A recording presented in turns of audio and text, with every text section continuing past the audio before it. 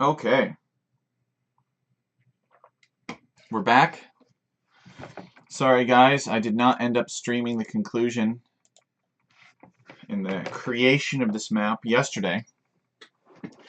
I ended up going to Frourio, and I actually redid the lands and some of the terrains too for the creation of this map. I found that when I generated on different sizes, it didn't scale, and there were some things that I wanted to tinker with. So I did work on the map yesterday, but the time that I spent working on it was just to make what we had accomplished a little bit more robust and bring it up to my standards. And I have very high standards for the quality of work that I put out when it comes to random map scripts. Like, it has to work in all map sizes. It has to support all numbers of players. That's not to say that it has to support all combinations of players and all combinations of map sizes, because I feel that that's unreasonable. But in general, it has to work in every situation that someone could reasonably want to play in. Now, and I also got the objects started to set up. I configured the file and everything like that. So we're ready to go. And let's generate this map, and I'll show you where we're at. We'll do it on a tiny size, and it is Frourio, I think. Frourio. All right, so here we go. You can see that there are a bunch of objects in it already. What I did was I actually copied over the spreadsheet from a previous map, Kripsana, which is the hideout map, and I didn't realize that I hadn't yet deactivated all the other objects. So it went in and it automatically put objects into this. It was my intent to start from the bottom. So, you know, at when we look at it at first, it looks okay, but you dig into it a little bit more, and you see that, well, there's only 3 relics. They're not in the center portion of the map the way that they should be. There's no castle. There's no towers. You see these boulders here. Like, this boulder right here is on the unbuildable section, but is considered a blocking unit. So that means that a player could actually wall to the edge of the map this way. So, for instance, you cannot build a stone wall like this. See? Because this is unbuildable DLC rock terrain. But if this is in the way, then you basically have an indestructible wall right here, and now you have walled to the edge of the map. So we need to make sure that stuff like that is not allowed to happen. So we definitely have some work to do here, but this just gives you an idea of how convenient the spreadsheet is, because, I mean, quite literally, you know, you could play this. You could play this. It would have about the fairness of a traditional Age of Kings map, probably. I don't know how great it would be, but you could play this and have fun. You've got all the objects that you need. It even looks pretty. But having said that, we haven't even touched this, and we need to make sure that it does fit the fortress genre here. That we got all the fortress stuff going on that needs to be happening. Okay. So it's a slightly different configuration here, but I like the way that it turned out with regards to the terrains and the layering and redoing the forests a bit here. These corner forests are a little bit annoying. They look a little jarring and not organic. But I mean, otherwise, like, you've got this line of dirt too that you can see on the minimap that makes it visually much more readable. Because you can see the area on the minimap within which the relics will be contained. You can see the area where the forest will be denser and maybe have some more resources, as opposed to bush forest that's a little less dense. So all in all, I think I'm very happy with it. We might need to tweak the amount of forest here, but you know, that's a solvable problem. It could be done pretty easily. And most importantly is you can't wall to the edge of the map. So that'll be pretty chaotic and a lot of fun to watch. All right, so let's go back to our spreadsheet then. And this is what we've got. we had all of these other objects sort of left over from Cripsana, which in turn was an adaptation from Lemon, our prairie map. But what we want to do first is we literally want to deactivate all of this stuff, and we want to just start with the player town center here. And then we're going to start over, but a lot of the information and data and everything that we need is fundamentally in here. So let's give ourselves a little bit of space to work with. And again, we're probably going to delete most of this later. But our priorities are, we generally make the town center object first. And then we'll actually put in all of the neutral stuff. And the reason that I like to do that is because when I'm all set making this map in the standard configuration, I like to make a second tab for the low resources configuration. And what the low resources configuration does is it will give the map a nomad start in some way. So if you were in lobby and you selected this same map, there would be information stored in the map script to give that map a nomad start, which can work really great in FFAs. And it could just be like it's basically like having two maps in one, which I think is an important value. So the reason that I put all the neutral objects in here is, number one, we basically don't use min-distance group placement. Min-distance group placement forbids any subsequent objects from being placed within a certain distance of that object that you're placing. And we don't use that, which means that if we're placing a bunch of neutral objects, we have other tools at our disposal to space them out properly and make sure that nothing is too close if we don't want it to be. We don't need that property. That property, in turn, might interfere with the generation of player-assigned objects, which could mean that somebody doesn't get their gold or stone, or even worse, somebody's missing a villager or their scout or something like that. So we do the neutral objects first because we want to get a good shape for the lay of the land, if you will, and the neutral features, and then kind of make decisions and sort of tweak the player controlled objects to accommodate what's going on in the neutral part of the map. We place the player land first, though, so that we can tell these, we place the town center first so that we can tell these neutral objects to avoid the town center by a certain amount, so that they're not really interfering with the creation of player assigned objects anyway. So we'll have the player assigned town center, or we'll have the town center first, and then we'll go in and we'll place a lot of these neutral objects like invisible placeholders that control where things can and cannot spawn. And then at the end, we'll go in and we'll put the player controlled objects like the golds, stones, etc., boar, sheep, deer, villagers, scout, and then, of course, last but certainly not least, the vases.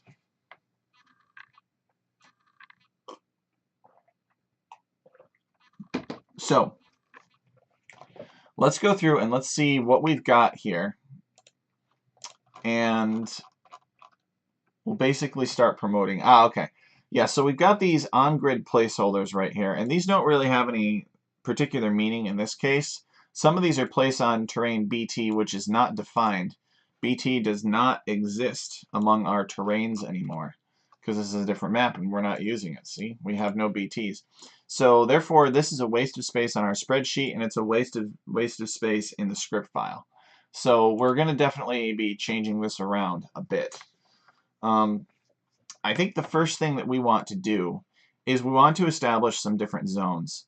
So we need to make sure that rocks, stone, gold, etc. cannot spawn on this. Where was it? Oh, maybe it was a different generation. But we cannot spawn like right here, you know, where you on the unbuildable terrain, because otherwise it makes a wall. So it makes it so that you can wall it. So for example, this one right here is blocking that. So we're going to put placeholders all along this edge, if you will, that'll make sure that we're not blocking things. We're also going to put placeholders on this dirt ring here to make sure that we can control whether or not towers and castles spawn forward or backward, etc. Right? So let's get to it then.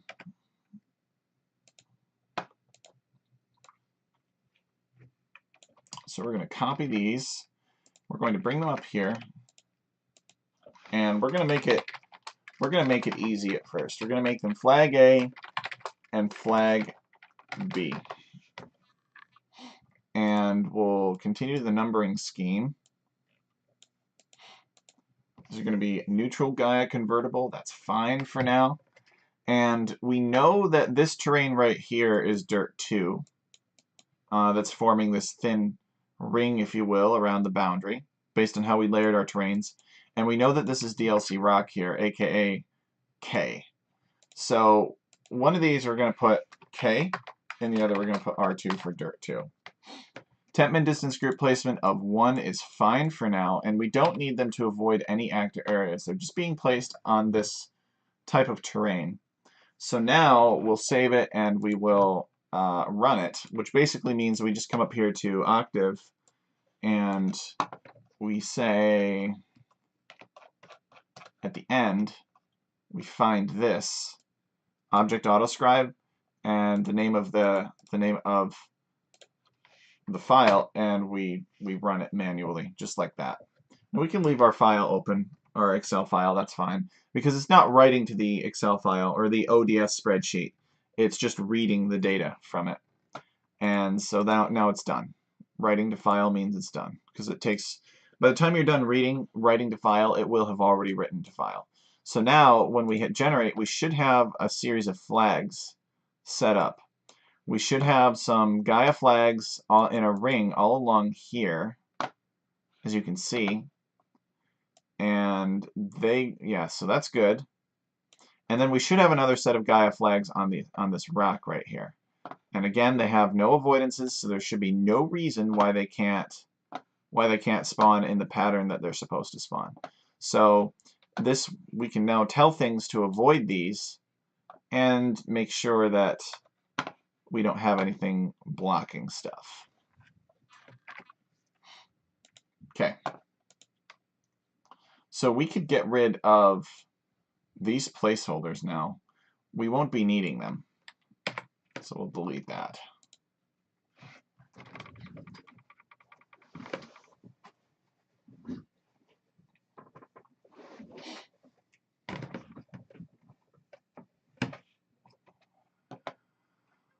Okay.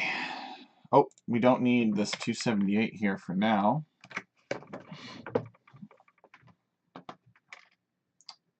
Grouping type loose. They scale according to map size. So if we did a giant map size with 8 players, we generated it, then they would still appear.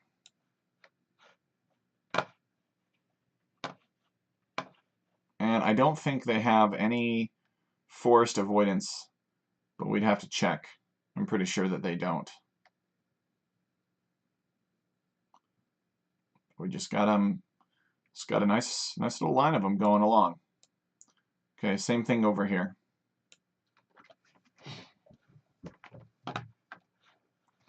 However, these are going to be somewhat harder to control the towers off of. We're going to have to control the towers off of these ones, I think, because these ones have a more uniform spacing to player bases than these. Like, depending on whether or not you're here or whether or not you're here, you're going to have a different space to these flags. Okay. So let's see. We've got some rocks that we could put down first. It looks like the rocks are avoiding whatever's in 1 by 24, and then something else by 8 that itself. So this rock right here, I believe. So let us make sure that these rocks, do we care about the terrain that they're on? I don't think we want rocks out here in the forest. I think this dense forest is going to be busy enough as it is. We want some resources out here. We want players to be able to build town centers out here to boom if that is their choice. So I don't think we're going to put so many rocks out here. But I think I'd rather have the rocks in these locations here. So we're going to have these rocks be more so toward the center. Maybe we'll put the rocks on leaf terrain S. So let's go back and let's take a look at the tiny map size. See how much leaf terrain S there is.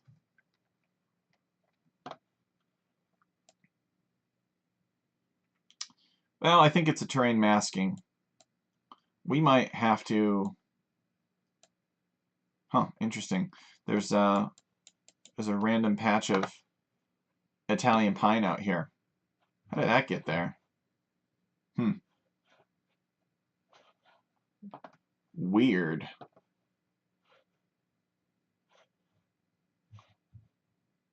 I don't know. Strange. Might need to decrease the amount of forest slightly on Fortress. On this version of Fortress, I should say. Alright. So I think we've decided, though, that we want this rock on whatever this terrain in the center is, ultimately, which I think it's leaves. So, come over here, and we will copy these.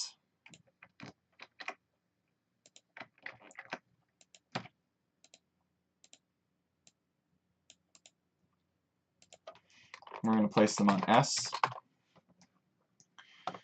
And the rocks need to be 24 tiles away from the town center on leaf terrain. They should have a forest distance of 2. And this temp min distance group placement. And this rock, too, should be spaced 8 away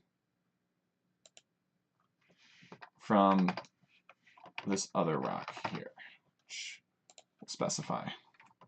There we go. Okay. So now we need to run the program. Do that real quick. This is not that interesting, so I'm actually going to move this to another screen. There we go.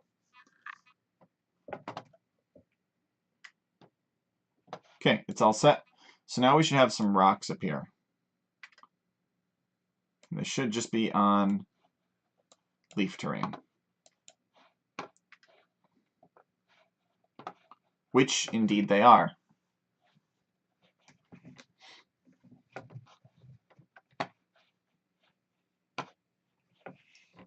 They also might appear in the corners, too, which is good.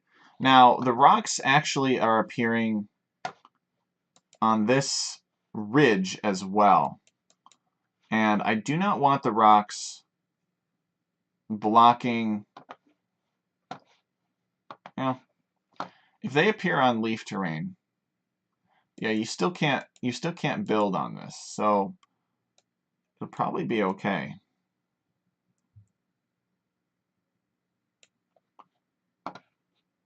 They're not going to be blocking anything. Could somebody wall this off? The answer is still no. They could wall to this rock here. But I think I'm going to add one more requirement that the rocks be spaced 2 away from these flags here. Just to give it a little bit more space.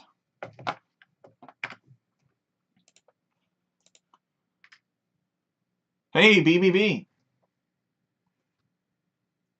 Oh, thanks, BBB. I really appreciate the support. Welcome.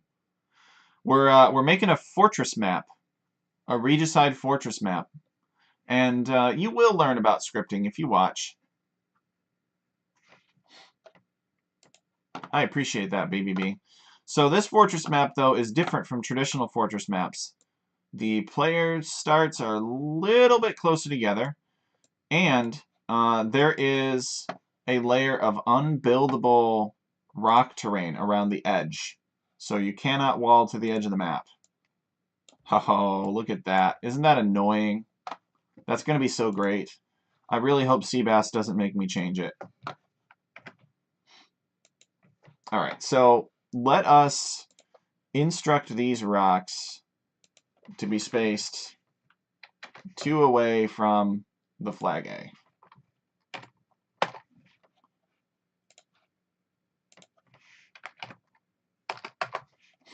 So we'll go 24, comma 2, comma 8.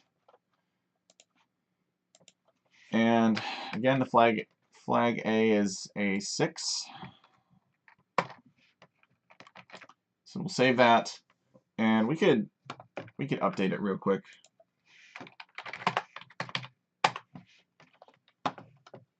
We should plot our next move, which could be just to start putting all the decorations down, honestly. It's not that big of a deal. But we probably should put the neutral resources down first. What we should do. Okay, so it's all set. So now we should see that these rocks will appear maybe along this edge instead. Or maybe no place. Yes. So they are along the edge of the map instead. They got to be 2 away from these flags here. So now players will not be looking for the potential of these rocks. They'll be less likely to look for the potential of these rocks being on these flags. Okay, good.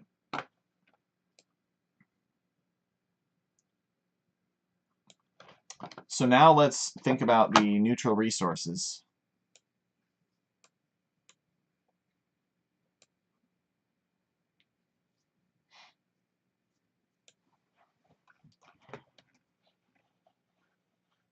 I'm thinking we might have this might be too much forest. I don't know. In the center of the map. I almost think it might be. So we can adjust that. So where we go to midland layering, it's creating bush forest here. The land percent is 2. What if we made land percent 1? And then we commented out Mediterranean forest for now. And this is a lot better, in my opinion. We could still decrease the number of patches, the number of clumps, I should say. So we went to 1, and then we'll have 6 clumps. So we'll cut that in half too. So we should have larger clumps this time.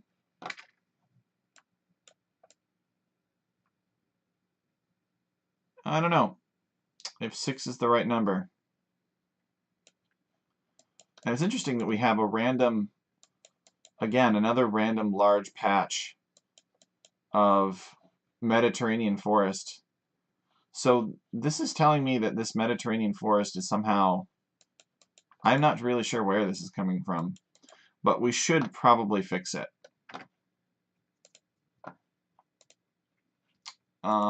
And we're not going to do it with that. So I'll tell you what, let's keep this seed, and we will comment out midland layering, and we'll see if this Mediterranean forest still appears even with that. Okay, it does not. So that is good news. That means that there's something in midland layering that's causing that Mediterranean forest to show up. And we got to figure out what it is.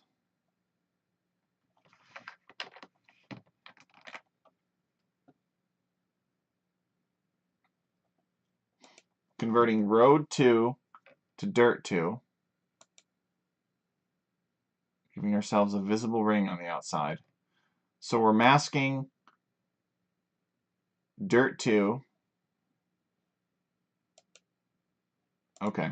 Well, let's repeat this a couple times. Make sure that all that road indeed gets converted into dirt. And then we will make sure that all of this dirt then gets converted, or that gets masked with grass 3. This is terrain mask 1 though, so actually that doesn't really affect anything. We don't need to repeat that. But we do need to repeat this. Maybe, probably.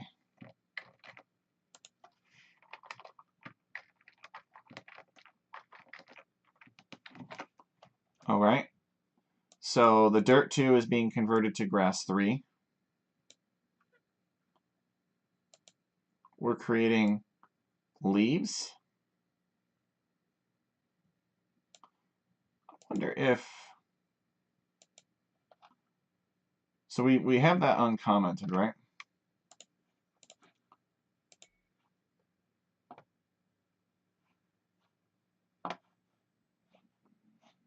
We still have a couple patches of this Mediterranean forest in here, even though we've commented it out. What if it's being caused by the corner layering instead? And the corner layering is like putting terrain down on top of the leaves.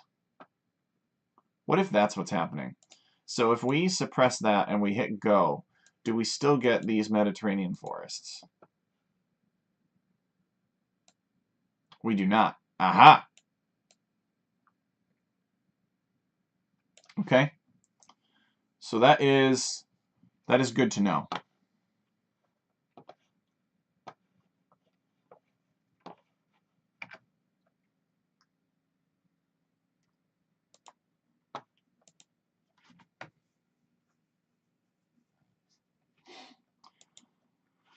So we could uncomment this, and then we would have some Mediterranean forest mixing. And that could be nice. We should look up, I think it's Pharos, another map that I did, or am working on, it's in the works, where we scale to 0.5%. Because 1 is too large. Yeah. Player forest, that's nice.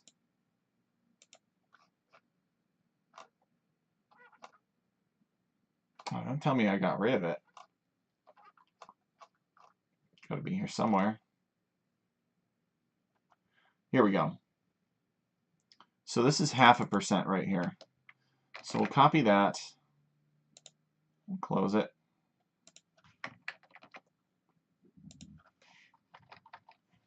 Base terrain is going to be BF for bush forest, and this number of tiles is 0.5%, equivalent to it. And we'll get rid of the height limits. Oh, come on.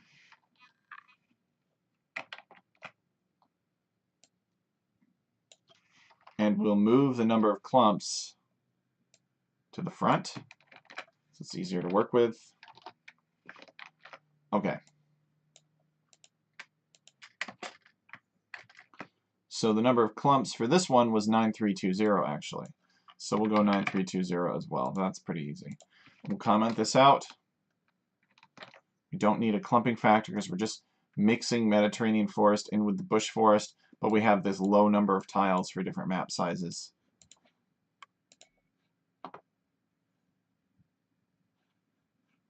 All right, excellent. So we've got some Mediterranean pine trees in here with these bushes in the center, which is what we want. So that's good.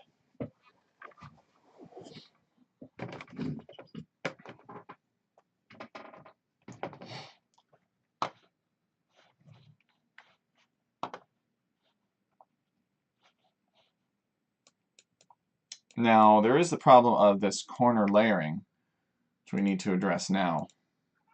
So we will get rid of this line now that we know that we don't need it anymore.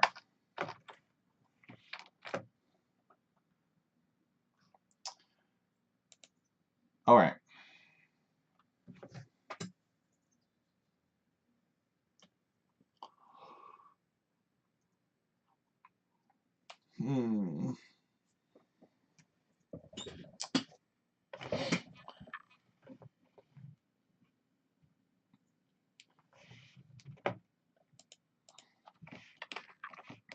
So we uncomment that. So we're creating grass 3 on the rock. Okay. Land percent 100. Alright, so we're just masking grass 3 over this rock. And then we're masking leaves underneath the rock, spacing to other terrain types of 1. So then it becomes leaves. Now we weren't spacing anything to other terrain types here on this mixing operation.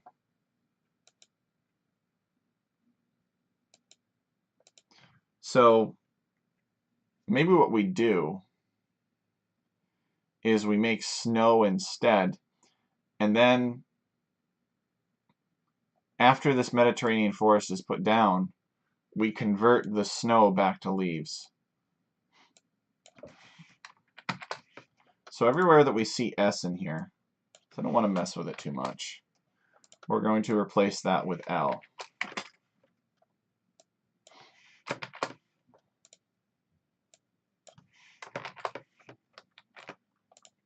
L is for snow.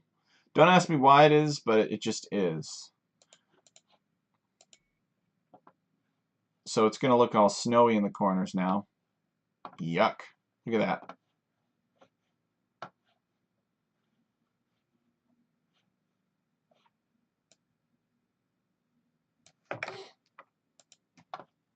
And now we're going to create terrain S off of L. And we're going to say something like converting all snow to leaves.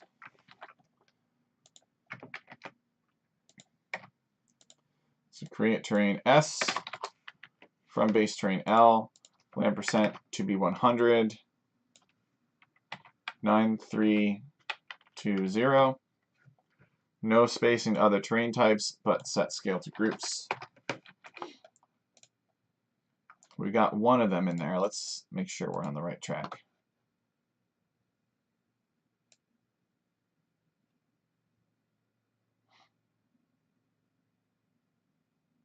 Okay, so that kind of worked, but it didn't work in areas where the leaves are masked, which is unfortunate.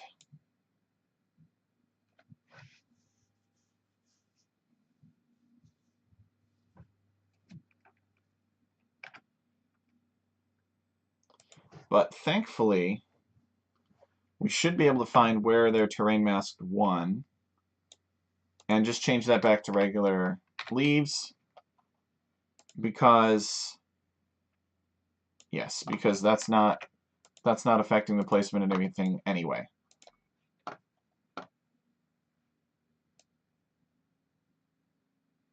Very good. Excellent.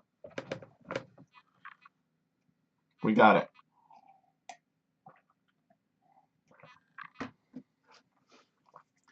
So we used the snow to prevent Mediterranean forest from popping up too heavily in the center of the map.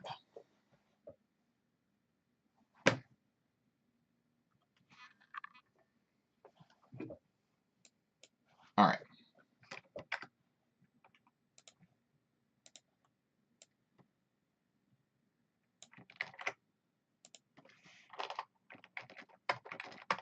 Put 4 of them in there.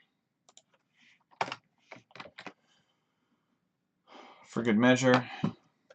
All right, so where were we again? Oh yeah, we were working our way through the object spreadsheet. We saw that it was a little bit too dense in the center here, so we fixed that, and we put, these.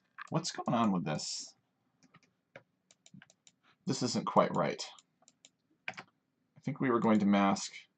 Oh, we're masking rock over leaves somewhere.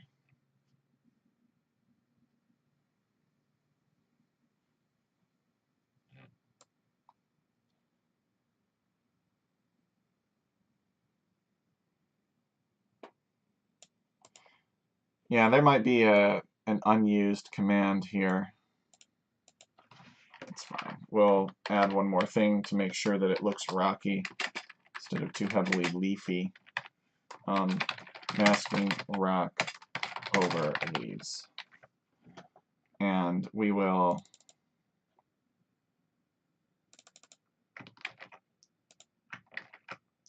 create terrain K, base terrain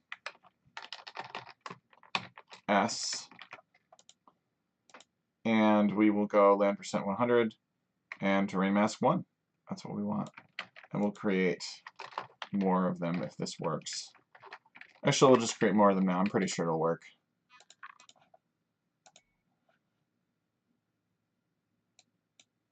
Yep, there we go. We even got more rock out here. Oops.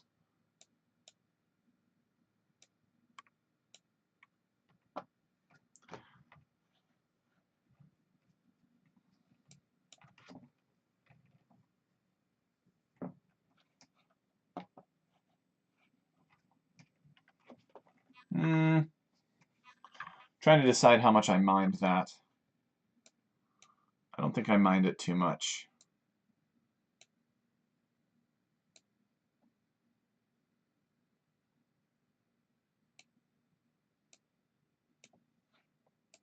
Let's take a look at giant size where it'll matter more. There will be more of it. Yeah, I guess I do mind a little bit more for giant size. We really should just redo the corners entirely. BB says Byzantine main player making Greek-themed maps. Exactly. I have no problem with it at all. Yeah, I think I'm just gonna redo these. It'll take a little bit of time, but it'll be worth it. Okay, so the first thing, we're gonna comment these out one at a time. Yep, my plan is to make the Byzantines overpowered on all of these maps. And to tell you the truth, I won't have to work very hard. Byzantines are already very powerful. Okay. So we'll start with that. We'll make sure that that's working properly, and we'll slowly build on it. All right, that's good.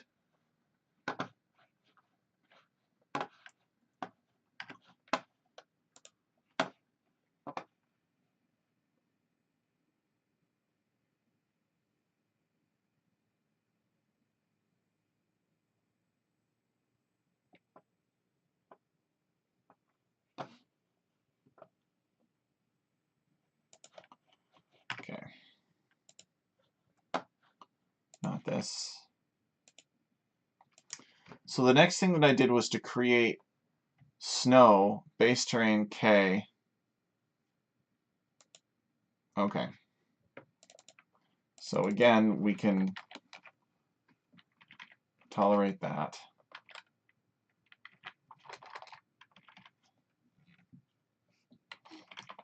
And we'll kind of comment this too, I suppose.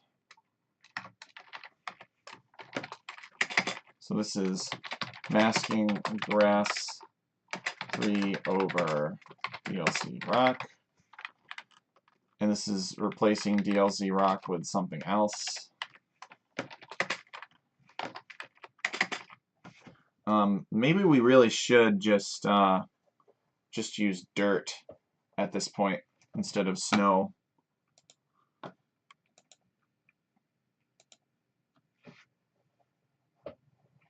I do want leaves though. So we're going to say replacing grass 3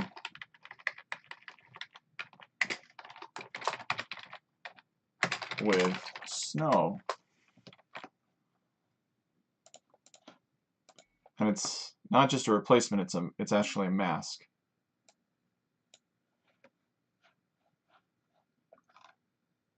It almost looks like it's not. It needs a larger space in other terrain types somehow. Maybe the fact that it's not leaves messes with it now.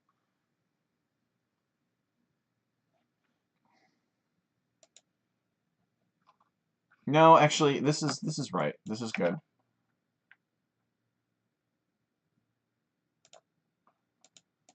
So the next thing was to create Mediterranean forest on that snow.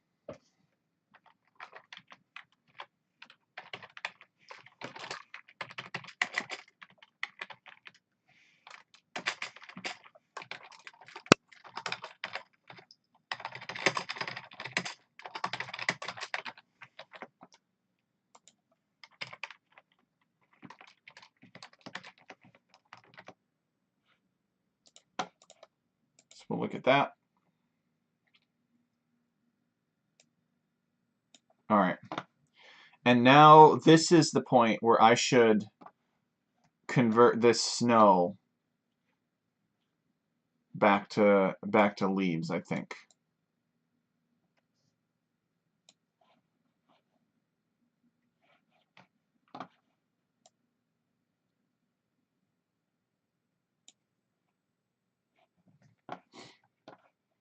Or otherwise I should do something different out here. Let's see. So I'm creating the Mediterranean forest. And if I didn't use snow up here, I'd be placing it on leaves.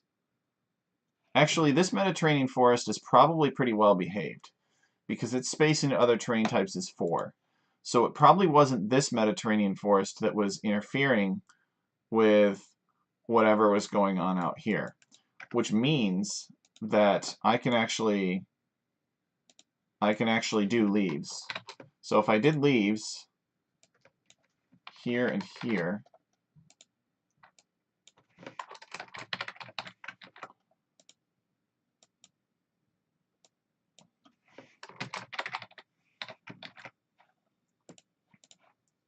I kept this seed and I went back to 2 players.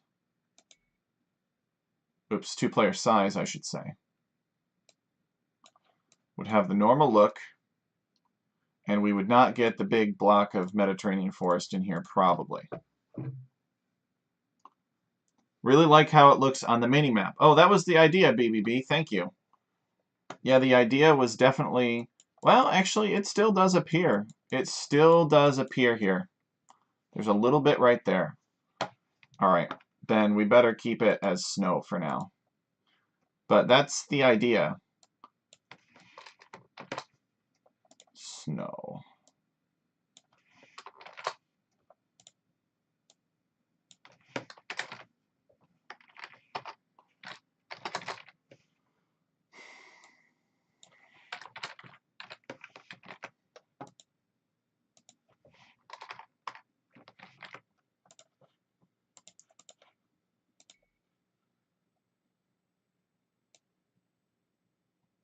So now it is not present here, but there's the layer of snow.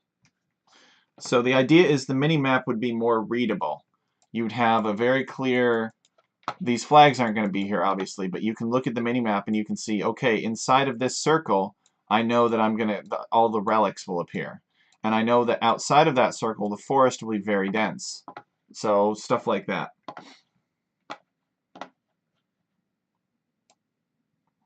Okay. So let's convert this snow back to leaves now.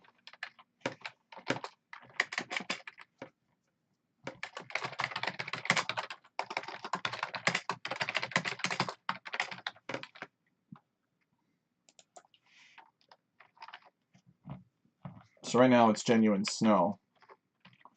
So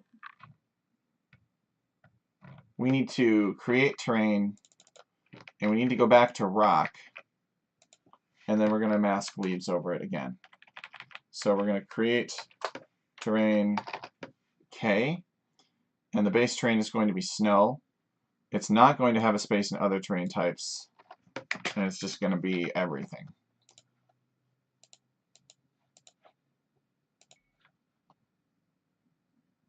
So, bam, it's rock again, and now, oh shoot, we can't do that.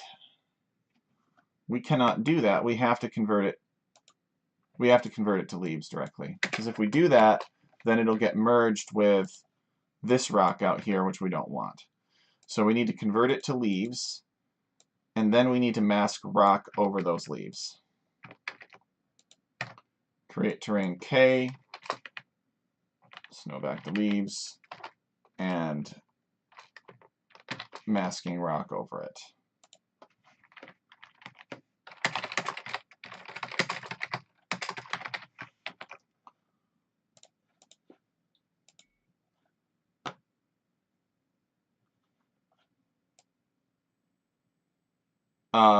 Oops.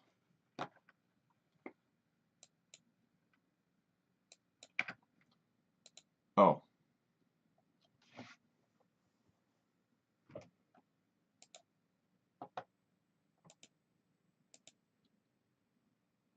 We want terrain mask 1. However, I fear that if we do that, then it will still not solve the problem. Oh, no, it does, because there's already a mask here. Perfect.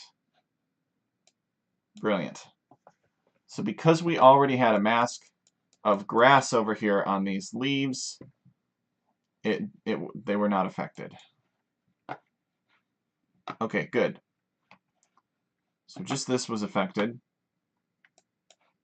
And let's, as a sanity check, let's generate it on giant and make sure, but it should be the same. Yes.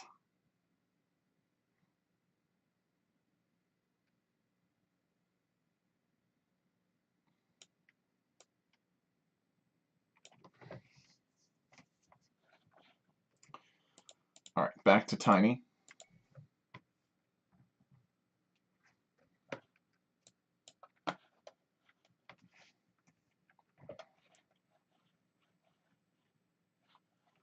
So now we need to take this Mediterranean forest, and maybe we don't want to do it quite like that. Let us come over here, and we still got our bag of tricks here. We're gonna make forest instead of Mediterranean forest, because we're going to be converting this Mediterranean forest to something else, and I do not want to accidentally convert these other four. Although, well, no, because these are still at certain heights, so it's safer just to do regular forest for now. Okay. So we cannot.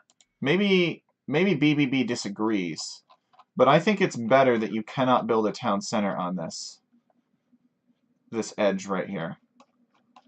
So if we went to try to build town center, we would not be able to build one here. You could, however, build a lumber camp there. And you could even wall that lumber camp in. You could have something like this. But you couldn't build a town center here. All right, let us continue. Not with this, but with this.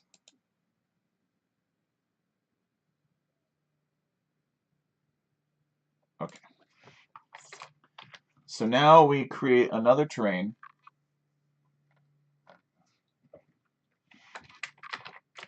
And this is where we make the pocket in the forest. And what are we going to do? We're going to put leaves down, I suppose. And then we could layer grass on top of it.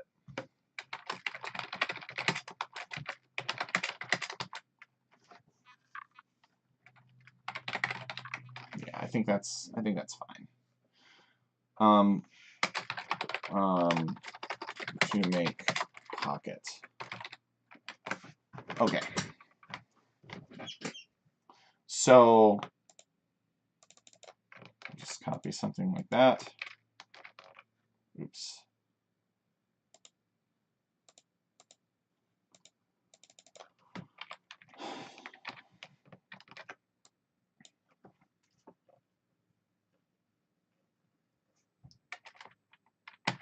put down L, let's say, for more snow. Actually, no, I think we can put down leaves at this point. And the base terrain is going to be forest. And all this other stuff is good. So now, when we generate, uh-oh.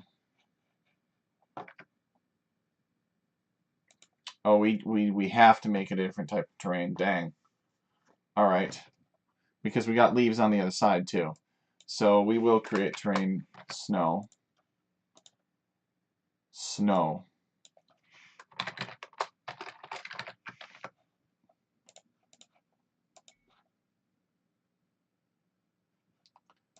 So we got this forest, and then we have snow on the other side, and now we're going to convert that snow to leaves, and that should leave this this pocket properly here.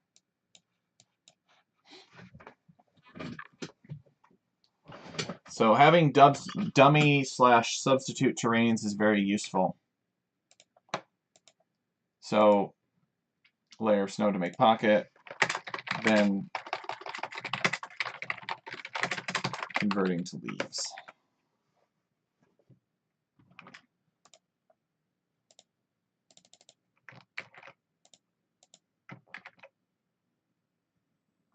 All right.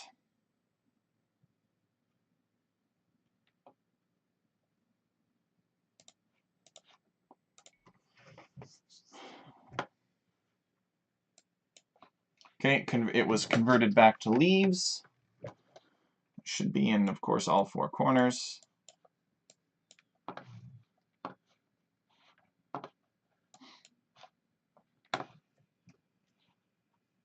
All right. And now let us mask grass 3 underneath those leaves.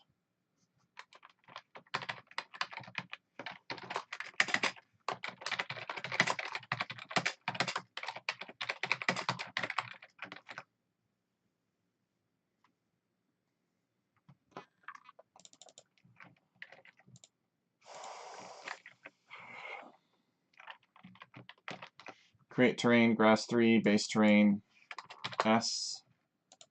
And we don't need a space in other terrain types 2, but we do need a terrain mask 2. Okay.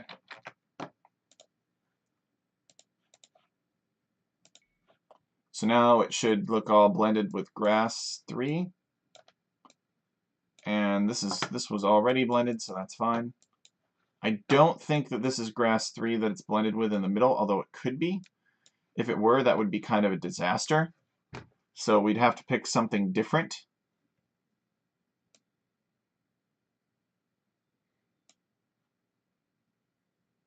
You know, it really does look like grass 3. I'm not gonna lie.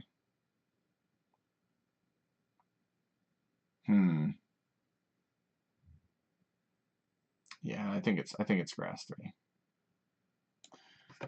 So we'll do DLC dry grass instead. Although we are using DLC dry grass in other places. But I don't think those places are elevated.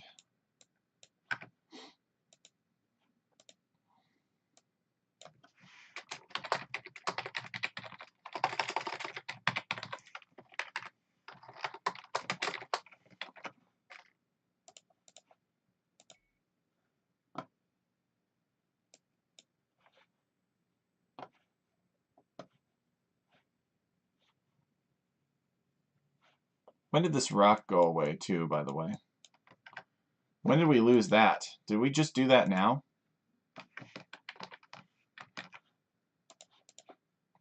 Just when I thought we were making so much progress.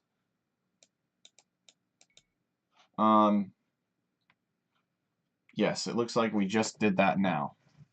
So the problem is that it sees this as leaves,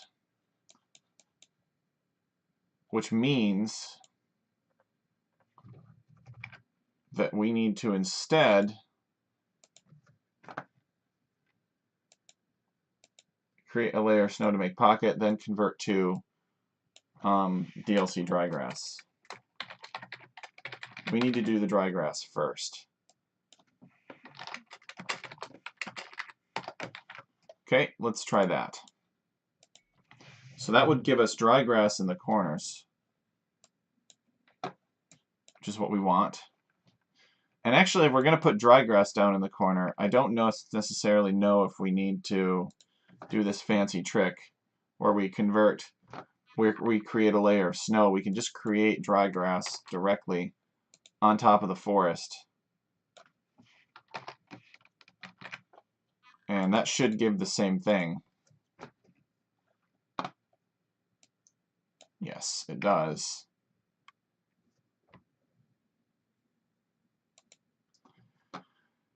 And then I think we're just going to get rid of all this nonsense down here. So we'll have dry grass.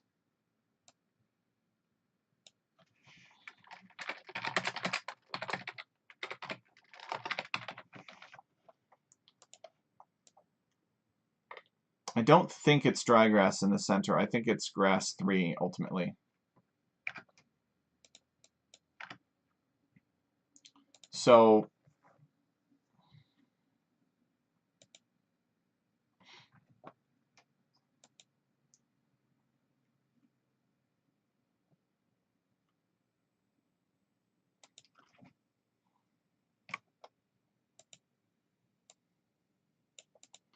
now we will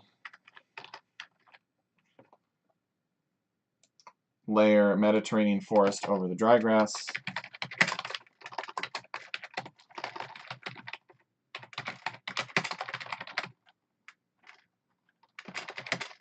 Sprinkling, I should say.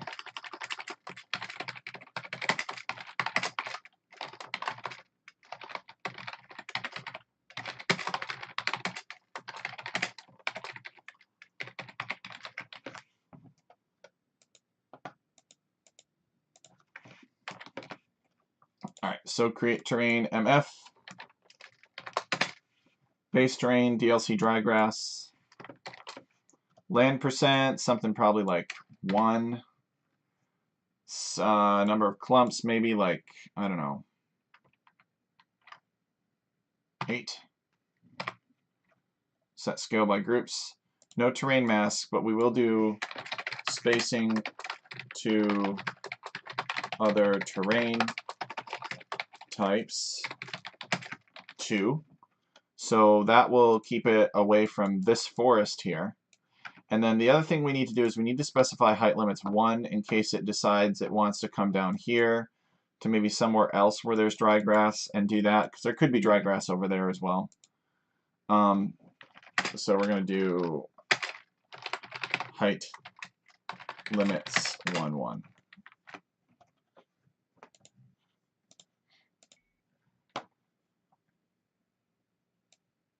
Okay, bam.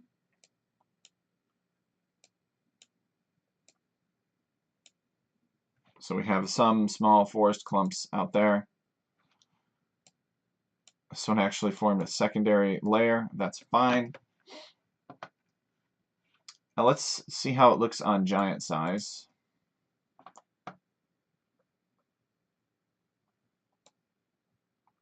Yep, that's reasonable. It's what I want. Plenty of open space for battles in the middle. That'll be fun. And this area is well forested.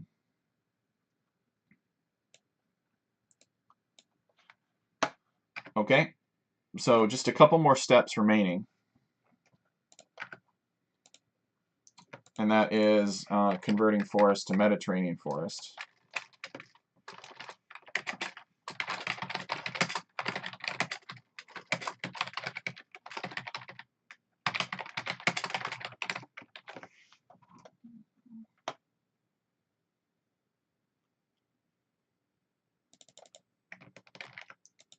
So we're going to create terrain, Mediterranean forest, based off of just forest, land percent 100. We don't need this. And now we're going to sprinkle some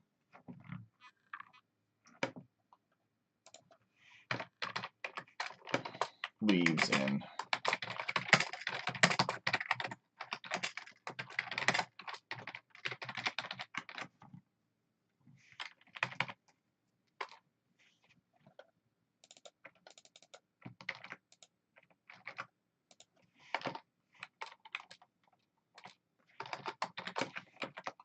Create terrain S, base terrain, dry grass, land percent, perhaps maybe 10. Number of clumps, lots, and set scale by groups, also lots.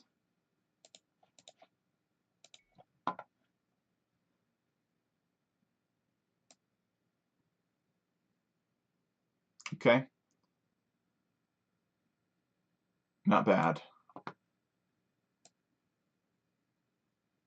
A little bit more. A little bit as in aka double. We also didn't mask it, so we need to do terrain mask 1, and we'll do 20% instead.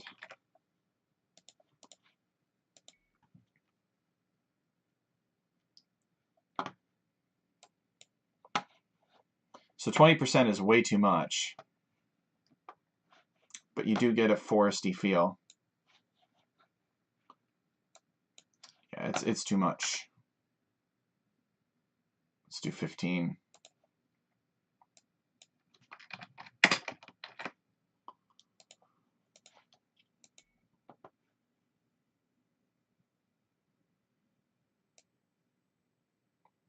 Yep, good.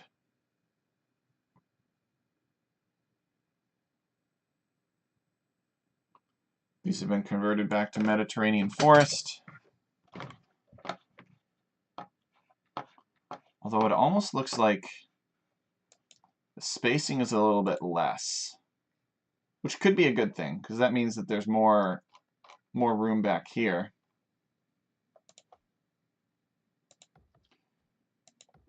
You still have room for the lumber camp. Yeah, it's fine. I like it.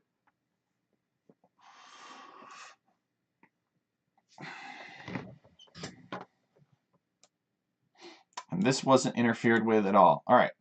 So now that we're done taking a break, man, this this is going to be so annoying, though. I guess you could chop this if you wanted to, but I don't think people will. What do you guys think? You guys like this very thin, single layer thickness trees at the edge? Or do you think it's silly? It should be removed.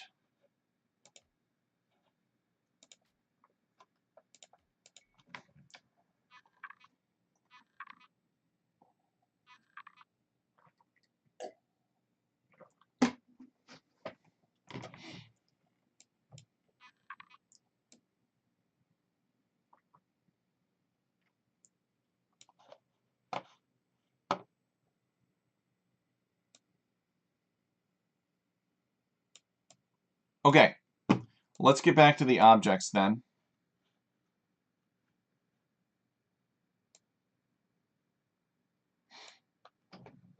After restarting the game. Where were we with these objects? Oh yeah, we were placing the rocks.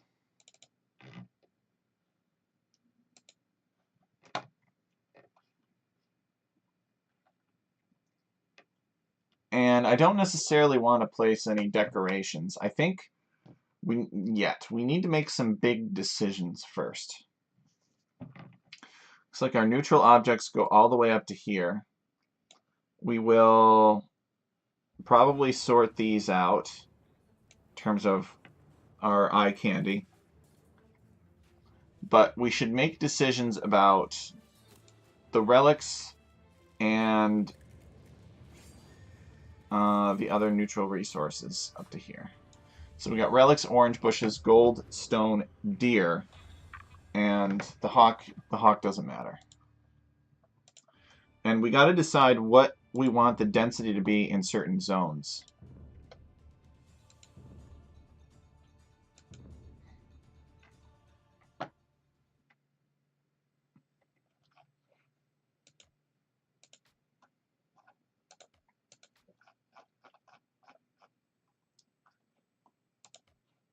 Oops.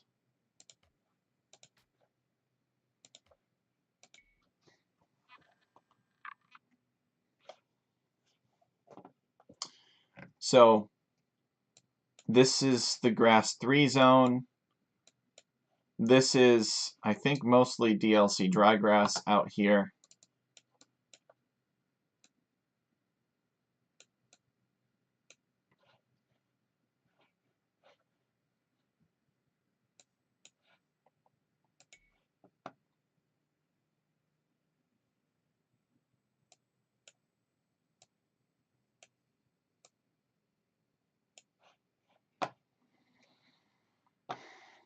So let's start with the relics, I guess. The relics need to be on this terrain type, and they need to be a certain distance away from these flags, but maybe not necessarily very far. I think the vision of these gates is just barely to these flags. Like if we tested it, that's how far your vision would be. Guess we could take a look, see what the vision on these gates is. Do I see the flag at all? Yes. So as long as they are on the proper terrain, then you won't be able to scout them with just your gates, your starting situation. Except I should resign because I can't do anything.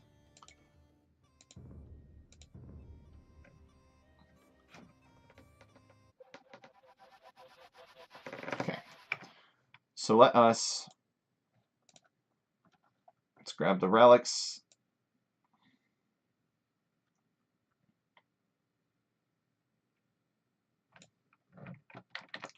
So we'll cut this and we'll paste it up here.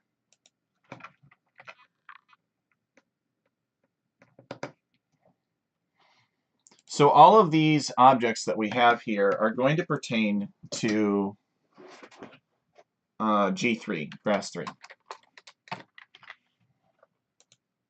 So we don't necessarily know if we want to include these other ones yet. But let's just make sure that it's grass 3 we're dealing with.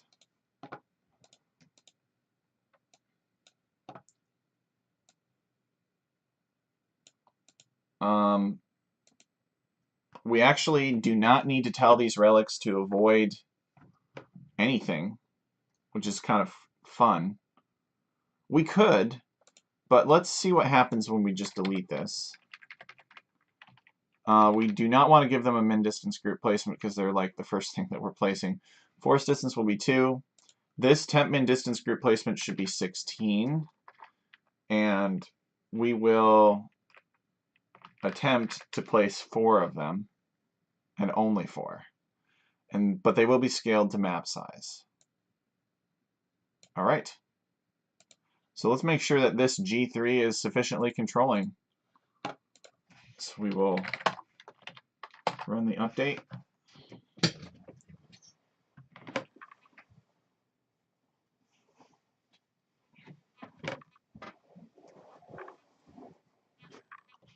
All right.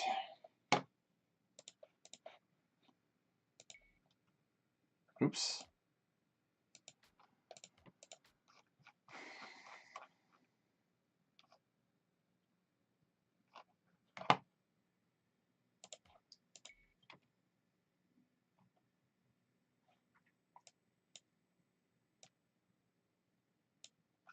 Okay.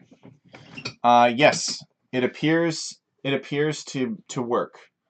Now, some of these relics appear like right next to these flags, pretty close to this player's base. So I'm wondering if we can do a better job. We could tell the relics to avoid player bases by a certain amount, but perhaps we would be better off telling the relics to avoid these flags by a certain distance. So we will keep this seed, and we'll see for these relics if we can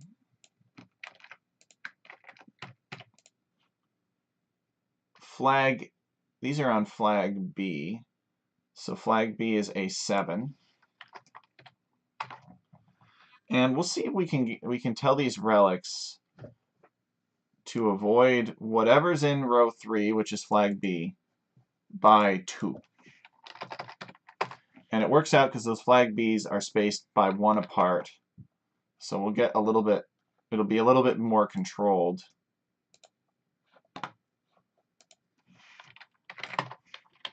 BBB is very concerned about the relics, I'm sure, because they make a big difference on closed maps, tend to go a long time. Relics tend to be, well, they're free gold, they're like a villager mining gold continuously that doesn't have to stop to drop off its resources.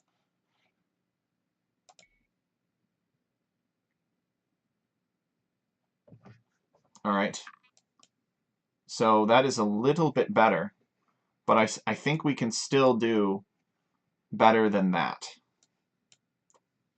I want to be careful about forcing the relics out of this box entirely, but what if we change this distance to 4?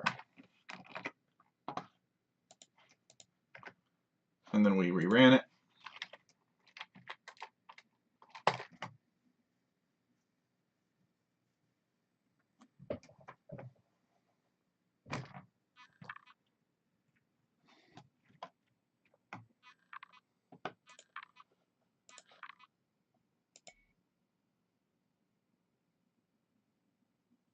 So in this case, we only have 2. So 4 is too much. Between the forest avoidance, they have a forest avoidance of 2. That's kind of the minimum amount that we can give them. And they have to avoid each other by a certain amount. So we might be able to get away with 3. And we might be able to reduce this avoidance to self to something a little bit smaller, maybe 12. See if we can get a nice spawn of relics in that neutral space.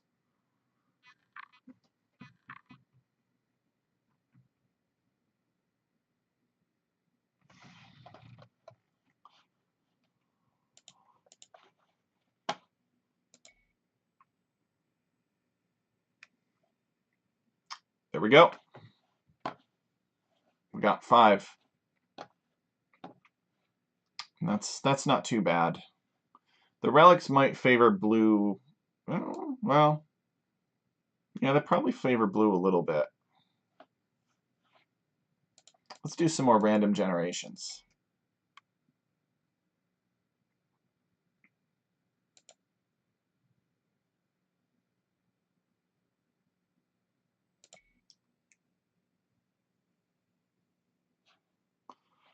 So in this case, the relics are not able to spawn in the center.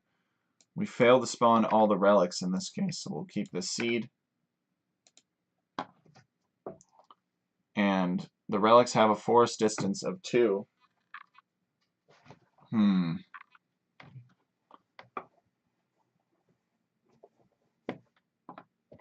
Forest distance is surely responsible for the failure of the relics to be in the middle here. Perhaps I put the relics before the rocks. Let's see if that helps. Rocks technically count as decoration, so they are less important. So we'll put these rocks down here, delete these.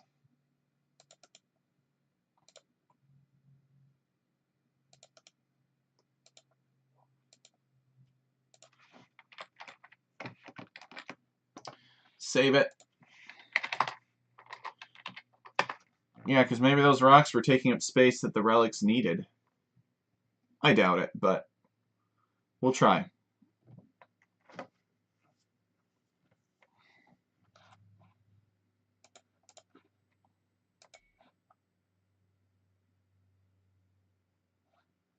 Ha, it's even worse. Now we only have 3 relics.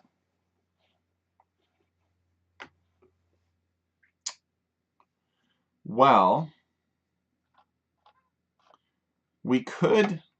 Oh, come on. Stupid game.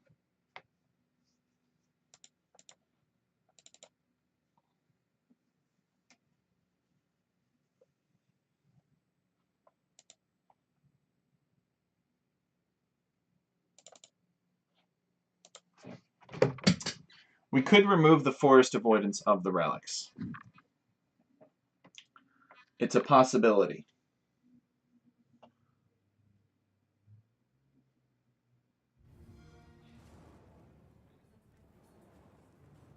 I'm just thinking here. If we did that,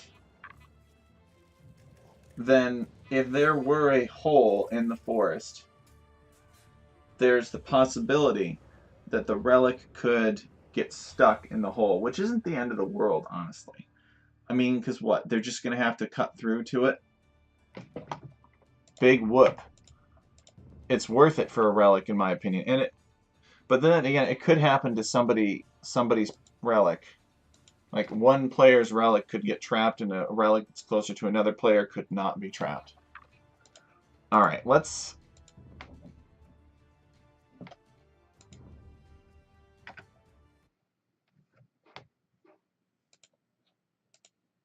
Let's read some notes here about the bush forest. References. AoE 2 terrains.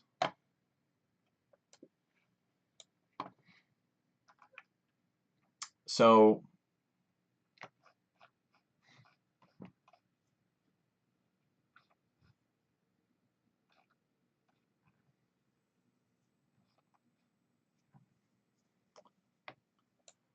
Alright, so this is what I'm using here. Forest bush. It has 88% tree density and it's placed on leaves. So that means that there's 10% that, or approximately 12% that is just leaves but has no bush there. So there is the possibility that a relic could get dropped off in that hole, and that would be very unwieldy. So what I could do instead is I could put a different type of forest down and replace that with Mediterranean forest. So let's take a look and I'll show you guys what I mean.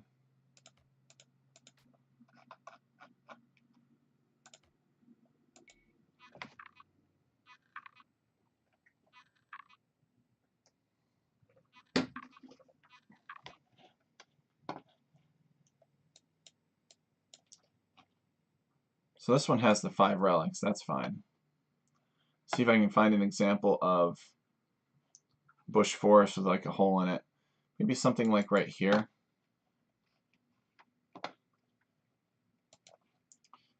C doesn't have it.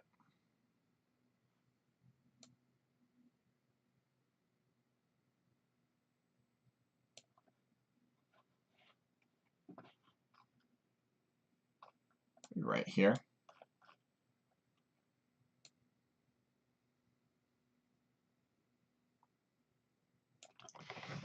The other thing too is that I could put placeholders specifically on the bush forest. Yeah, I'm going to do that instead. I don't want to mess with it. So let's try something else. Let us close this.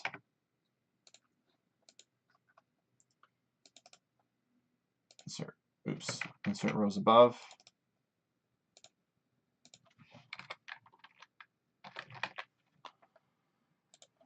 We're going to go flag C, and we're going to copy all of the other parameters here. And we're going to place it on bush forest. BF. And it's not going to have a temp min distance group placement. No, you know what? We'll give it 1. We'll give it 1. Okay. And then we're going to tell the relic, instead of avoiding forest by 2, we're going to avoid this flag C, which is slightly less aggressive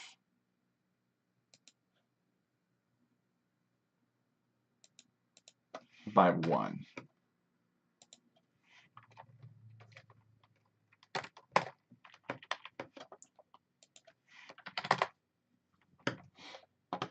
Okay.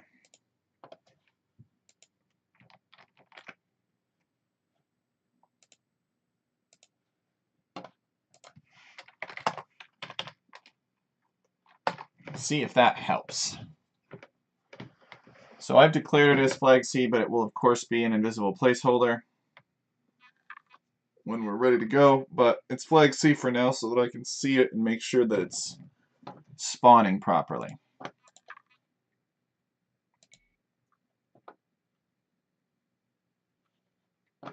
Yep, there we got some flag C's. And the relic positions are fine. We might even be able to get away with telling it to avoid these edges a little bit more. These relics appear to favor blue. So we have 5. Let's just do a few more generations and make sure that it's 5s every time.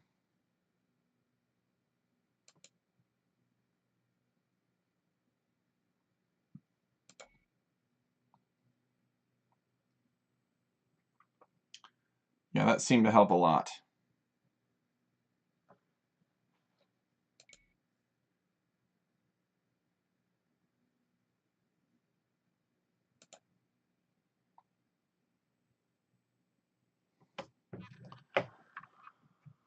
Okay, let's come over here. We'll bump this up to 5. See how we do.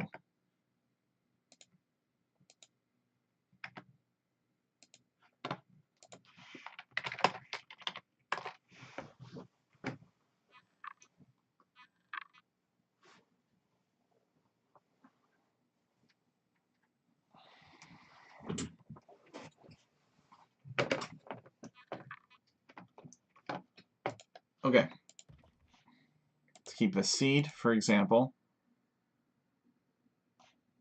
So when we do that, we only get 2 relics. So 3 worked. 5 does not work. What about 4?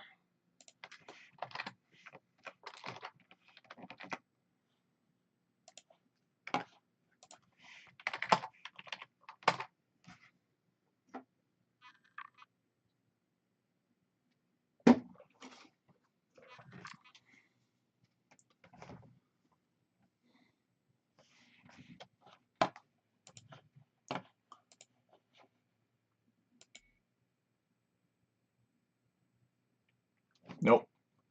4 does not work either. So 3 it is, I suppose.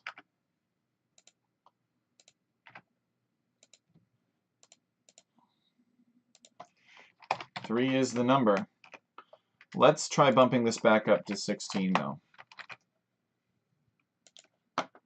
So they're at least a little bit more spaced out.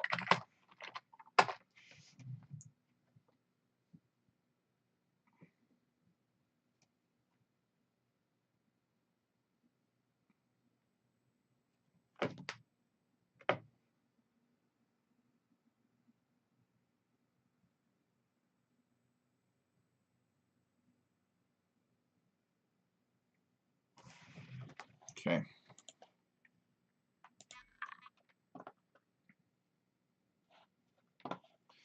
Yeah, okay, so that's better.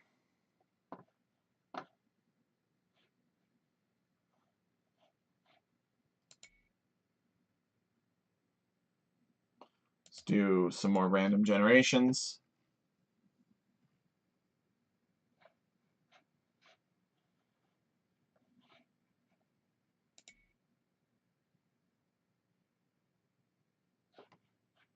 So this one only has 4.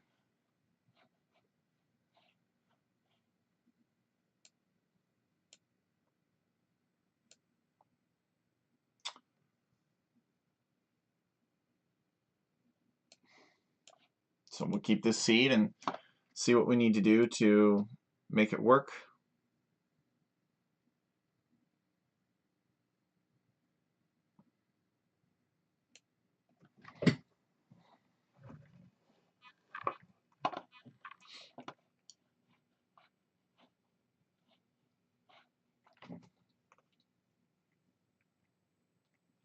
Maybe we just, can't fit this number of relics in the way that we want. Maybe it's just that simple. We need to consider putting them somewhere else. In the corners, and maybe one's in the center. I thought about putting them along this dirt perimeter, but I don't think so.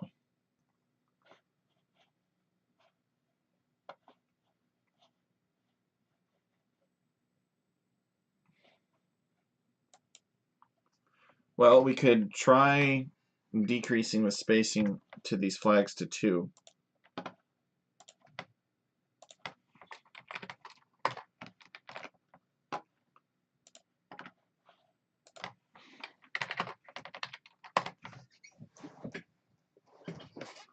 Should work for this generation. And we might even be able to milk a little bit more space out of the temp min distance group placement.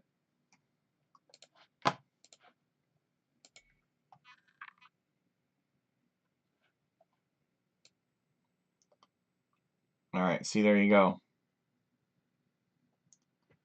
They're right next to red now.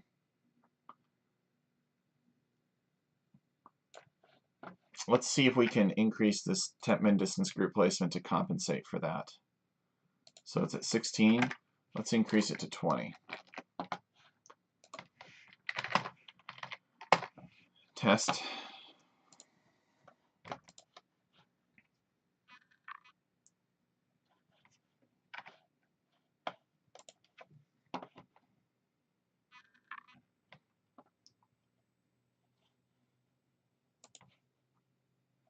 Okay.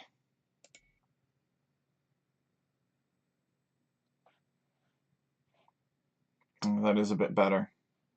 Let's do a few more random generations.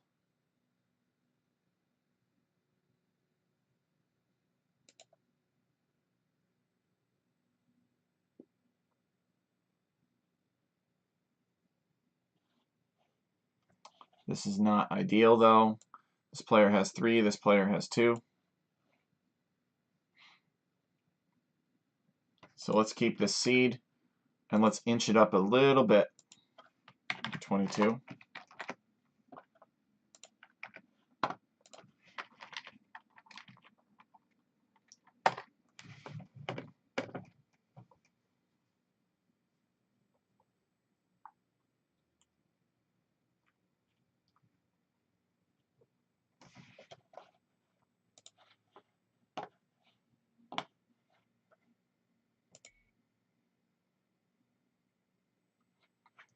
Nope, then it just gets rid of them.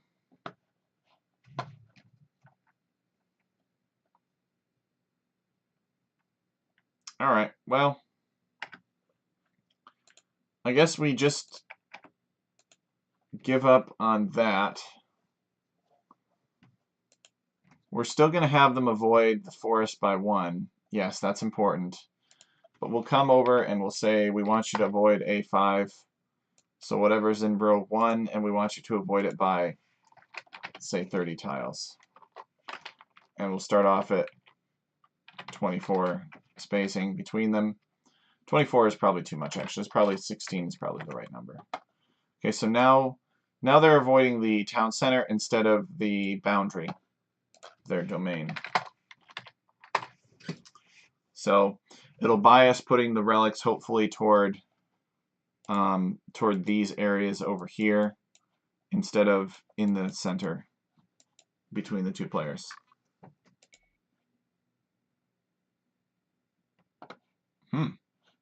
Yeah, this is actually much better.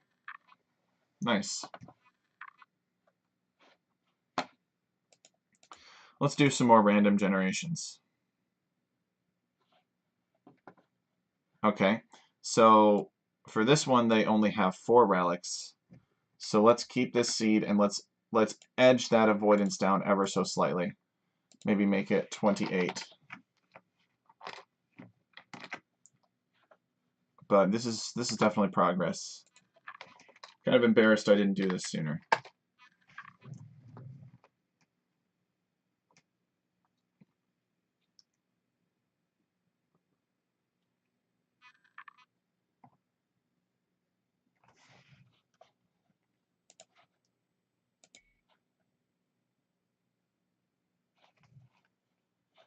Still not quite. Okay. 26.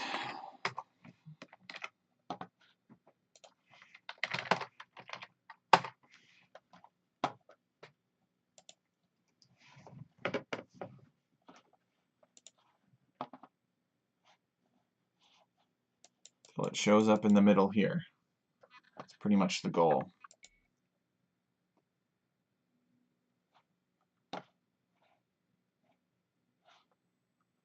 All right.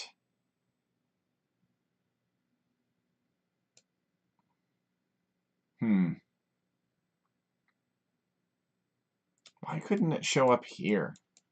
I mean, like, really, come on. I wonder if the fact that this is leaves is, like, messing with it in some way. Because this should be viable terrain for this. And yet it's like it's not even considering it.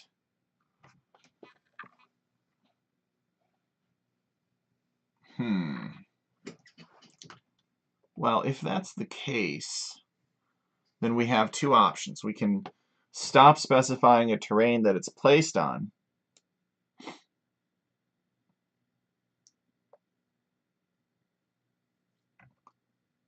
or we can replace this leaf terrain here with grass 3. I bet that's leaf terrain. I bet that's kind of what's causing the problem here. So to do that, we're going to need to look at the midland layering. And where we're placing down leaves, yes, we're terrain mask 2ing it. Let's terrain mask 1 this. And let's base the terrain off of grass 3 for this forest instead. Now this might not work because the grass 3 might already have another terrain masked over it, but it doesn't look like it. Actually, it does. So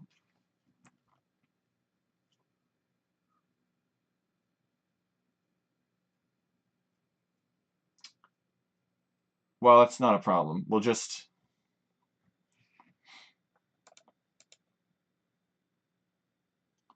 We're converting it over to all to grass 3 now.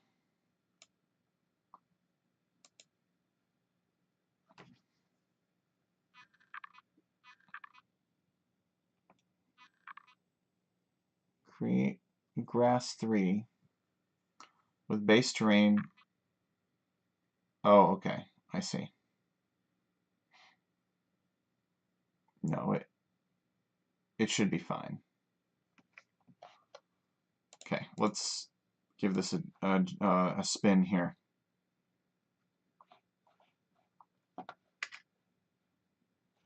I think this is much better. Much, much better. And that also means that we can increase the avoidance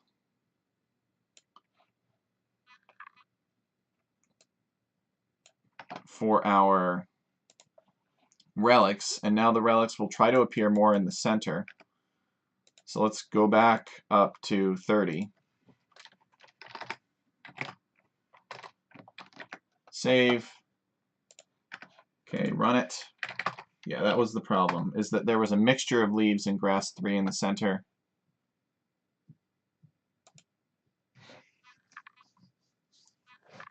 And it was not ideal.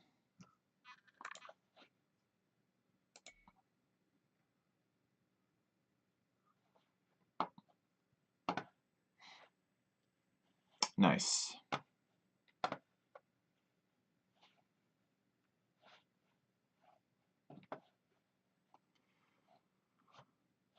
Okay. Some more random generations, shall we? Nice. We might be able to introduce an avoidance to the flags here. I think I want to do that. We'll tell it to avoid the flags by 2, and we can just decrease this town center avoidance if it gets ugly. Just because I want to be able to say clearly, these are within this area. Oops, not that. I want A7.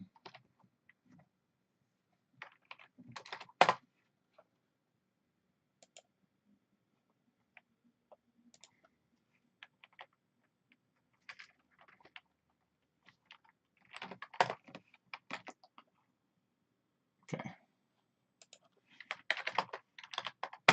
We'll run that.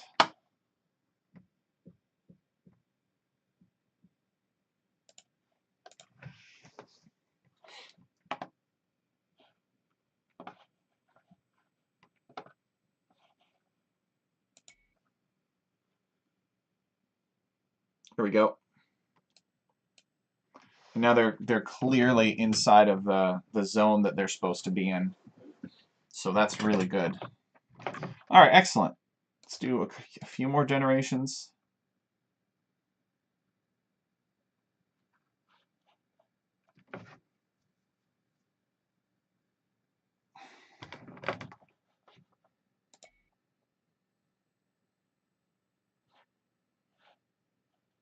Uh-oh. So it looks like we've only got 4 on this one. This is kind of a weird one, though. So we should... Oh, what should we do? Probably decrease their avoidance to player towns. Slightly. Maybe like 28 here.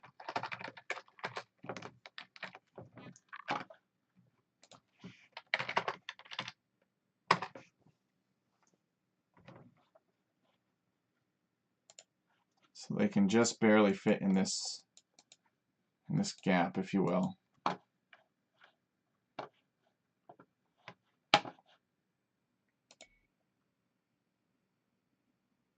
Yep, there we go.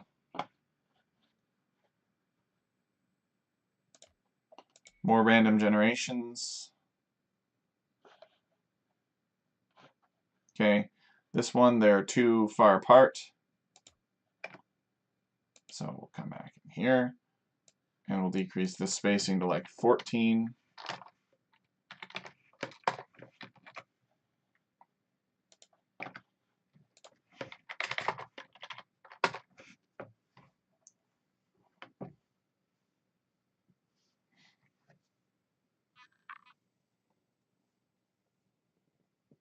We could also have them appear in 3 groups of 2. That's 6 relics total. All right. There we go. Shows up here. I don't know, it's the most balanced.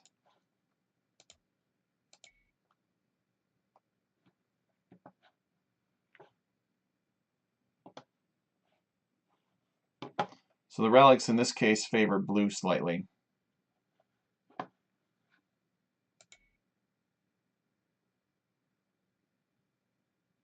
This one they don't favor anyone, clearly.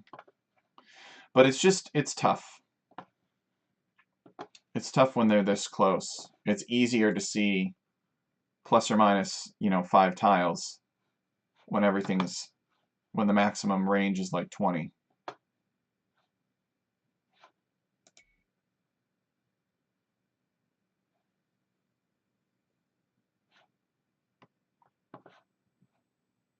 Okay.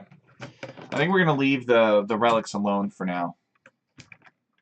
And we'll start adding the other neutral resources. I'm thinking that we can put small amounts of forage and mostly deer in the center here, and maybe more of the golds and stones outside the neutral spaces.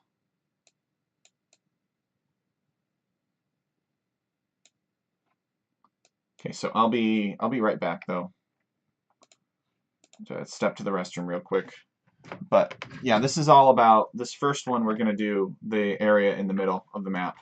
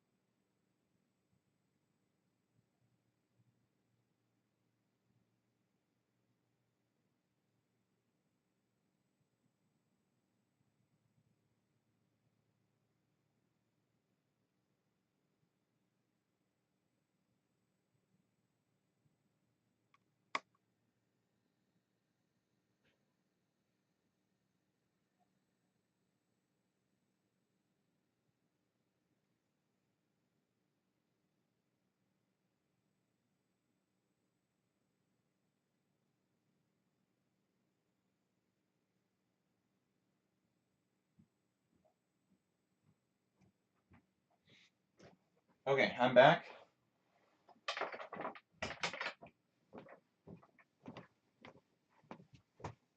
Thank you for sticking with me.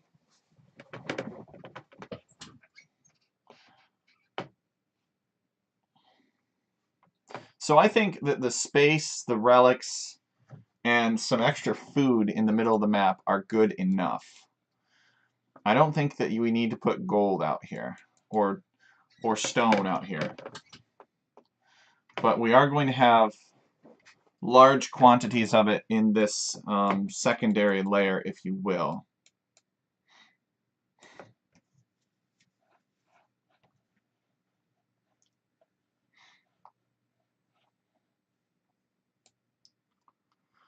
And I don't remember if this is a specific terrain,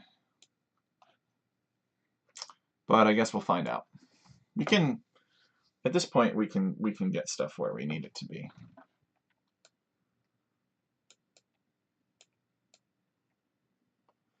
Okay, so first things first, we're going to get rid of this and this. We don't need that.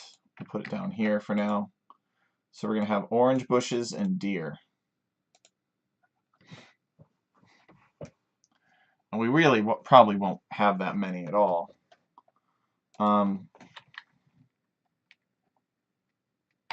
We'll do forest distance of 2.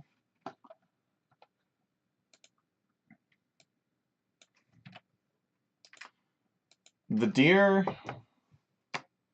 I don't remember what standard fortress has, but I think that we are going to try to do 3 to 4 deer per patch. We'll do 2 orange bushes, but we'll give them a resource delta of like 125. So there's 500 food sitting there. So it's actually somewhat competitive. 4 deer times 140 is 560. So it'll be competitive with the amount of food on the deer. They'll be tightly grouped. They'll scale via map size. All right. And what's the issue with this?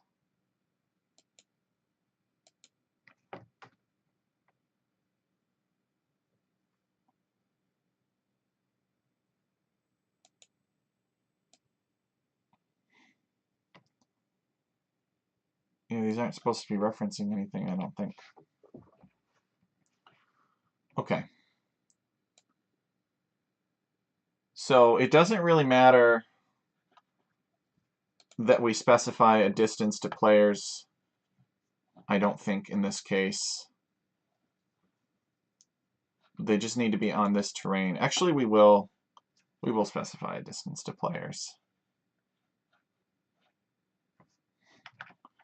It worked so well for the relics in making these neutral resources balanced, so how could we not? So we're going to copy what we have for the relics here. And we'll repeat that for the orange bush. Except the orange bush, we're not going to have it avoid flag C, which is number 8. We don't need that. So it's just 1 and 3.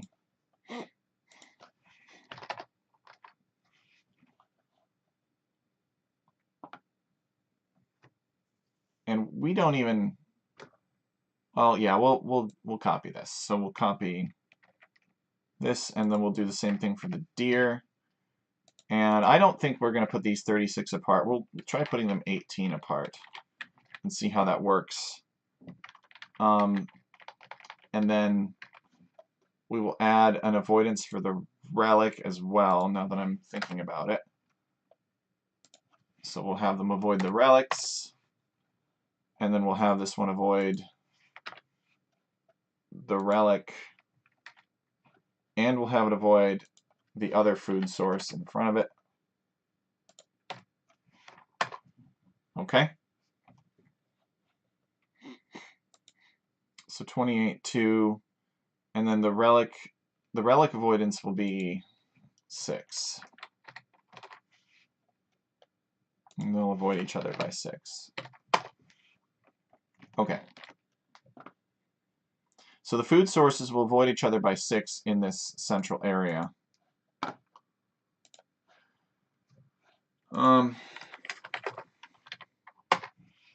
Let's try generating it and see what we get.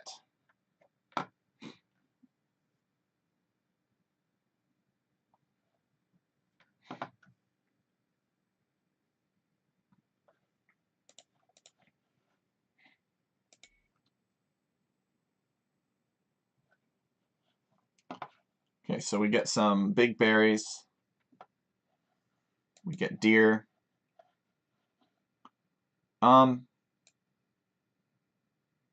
Wait, what? Did we not specify grass 3 for the deer?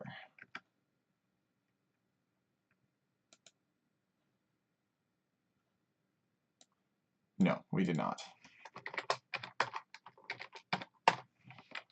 So we'll have to correct that.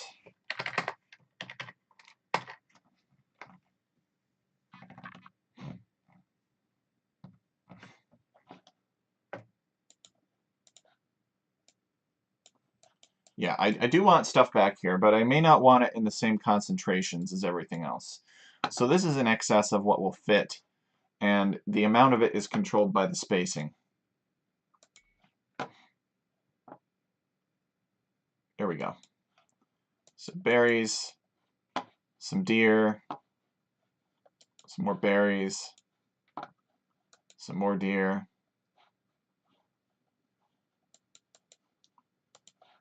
Okay, good. So we have some resources in the center. They're out of range of a protective tower. I'm tempted to make it so that there's not very much food on Fortress. Like you might have to go out and take these berries or deer. I don't really know if players will, though. That's the thing. I mean, we're putting this in here, and if Fortress is just FC every single time, then I mean, who cares, right? That there are fruit bushes and deer out here. It's just the cynical side of me thinking about it. But well, it's fine. We'll ignore it. Leave it for now.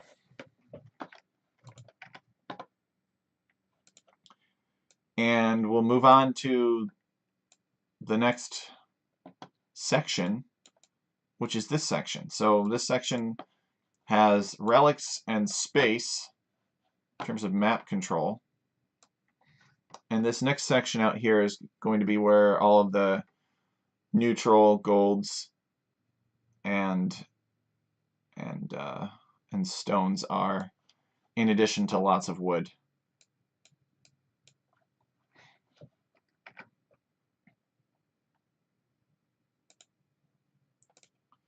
So we save this. Are we going to put food? in this section? I don't think so. I think the food will be in here, and that'll just be a part of the map.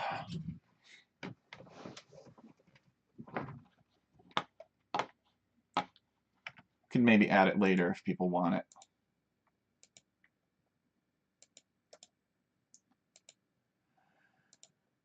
All right, so we'll delete this row.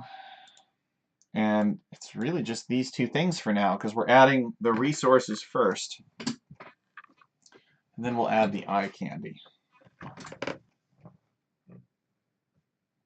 Okay.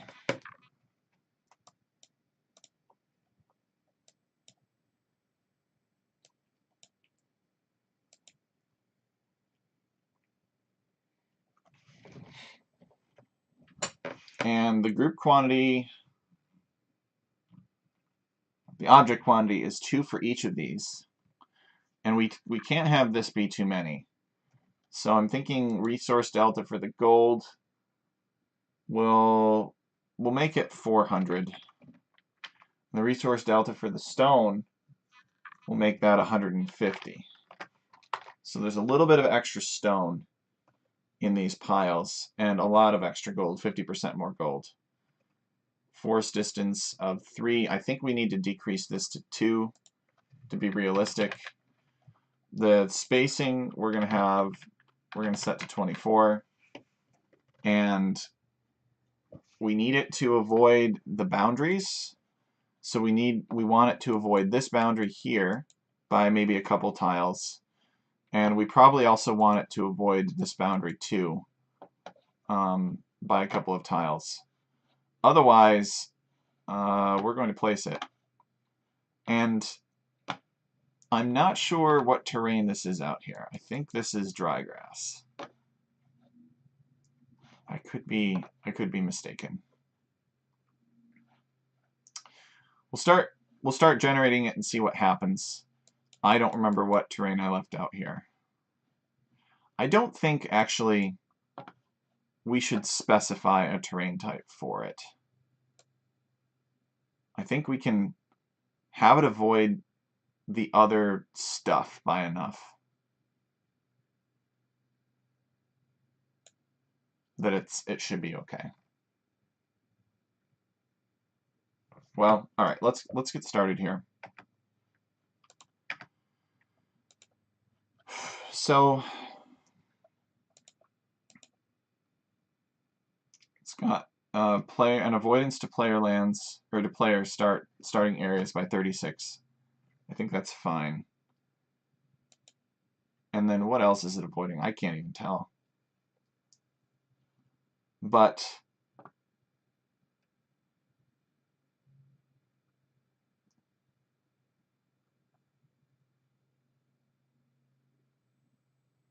you know what? I'm gonna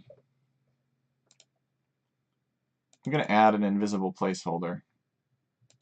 Invisible placeholder above this, just to make my life a little bit easier.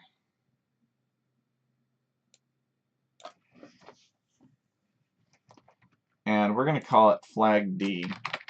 So it's going to be visible for now. It's going to have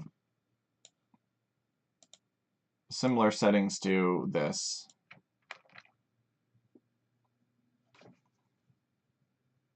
I think it's all right. So we're going to give it temp min distance group placement of 4. And we're going to put it on grass 3. So it will go on grass 3. And, uh-oh. Okay. No forest distance for it. 4. Delete that.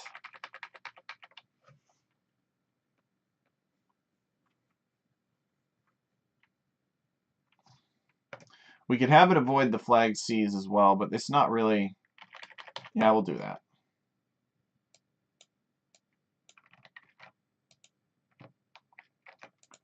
So the flag C's are going to be in A8.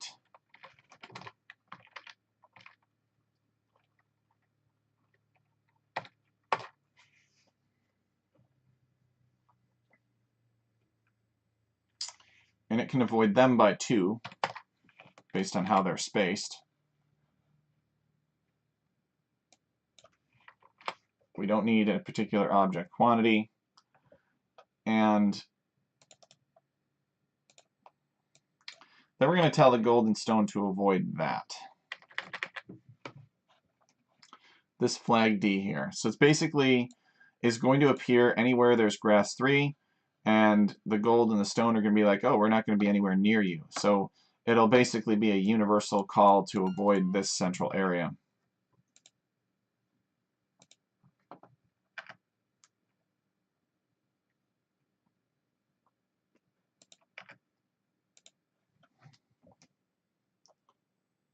All right.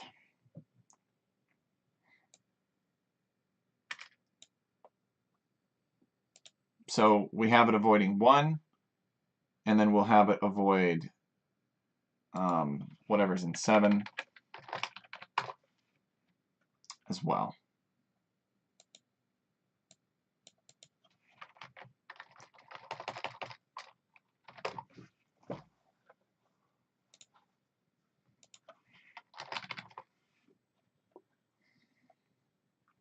And that avoidance to 7 will have to be 5 because these are spaced 4 apart.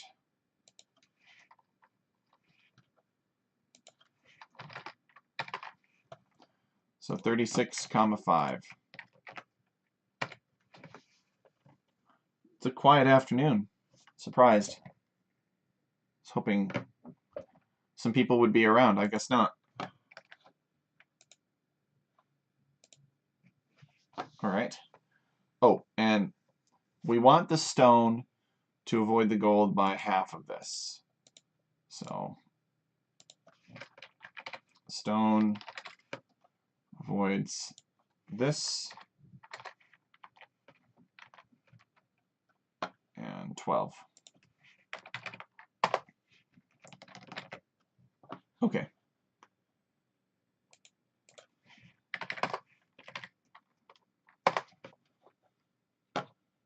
Here we go. Let's run it, see what it spits out.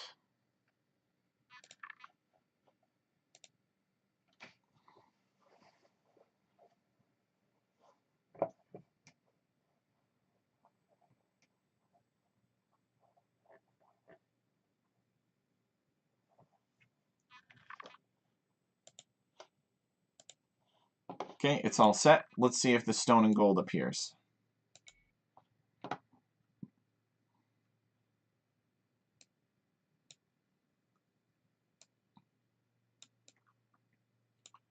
It does. Look at that. It does not appear over here. Oh, shoot. Yeah, we need to tell the stone and gold to avoid these flags, too. So it's not too close to this. I think it will probably be all right, but it would be good measure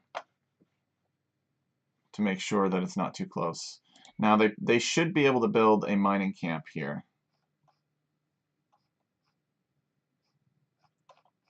Building.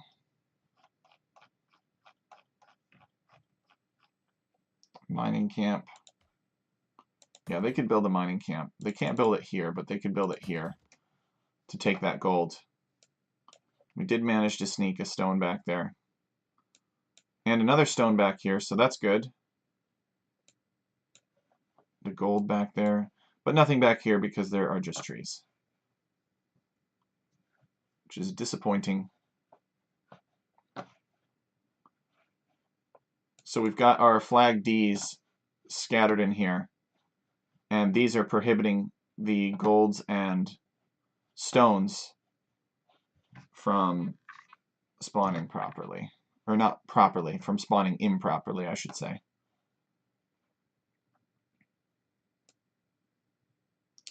So there are actually lots of neutral resources scattered out across the map. Maybe I don't need that resource delta after all.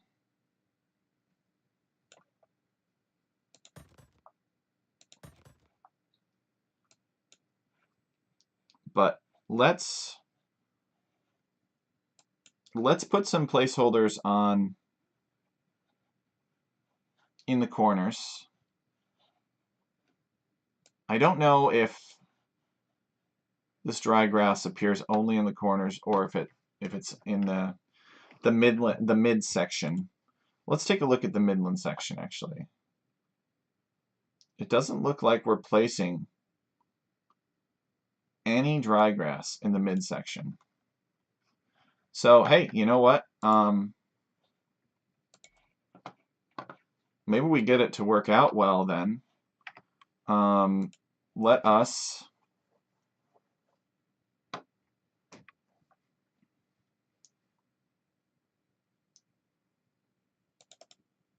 insert rows above. You know what? Let's put a flag E out there. Let's see what happens. So we'll copy all of this. We're going to go flag E. And the terrain to place on is going to be Y for dry grass. And that's fine. And I sure hope that there is a flag E. I think there is. Let us... I know that there's dry grass out there. So if it fails to spawn, that tells me that there is no flag E. The question is whether or not it will spawn everywhere else. Okay.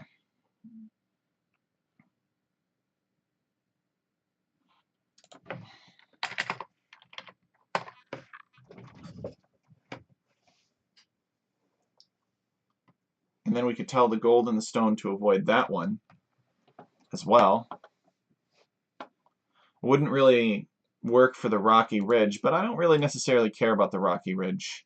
If we wanted to, we could tell it to avoid these flags, and that would affect the rocky ridge. Hey, Sizu, welcome. Okay, so let's keep this seed.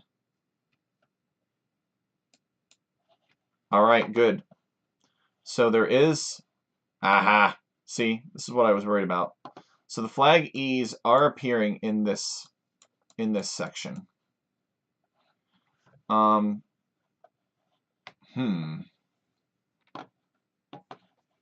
So we would have to work with something unique, something not dry grass then.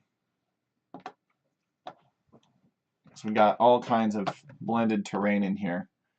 And if they avoid these, then we're going to be in trouble because this is where we want them to be. But maybe we can revisit that corner layering briefly. Put a different terrain out there that is still appropriately Greek. And then put the flag E on that instead.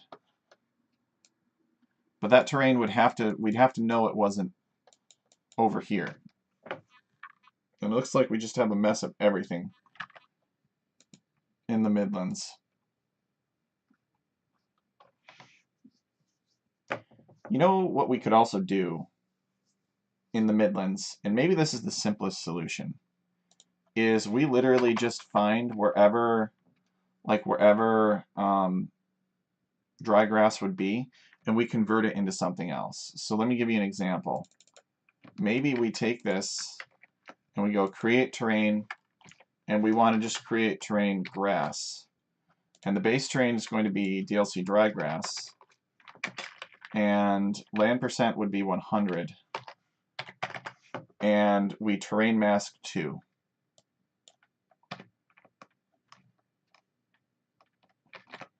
So let's come up here and we're going to say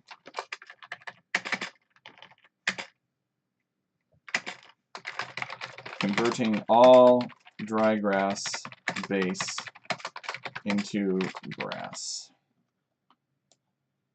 Okay, and then we'll cut this, we'll paste this up here.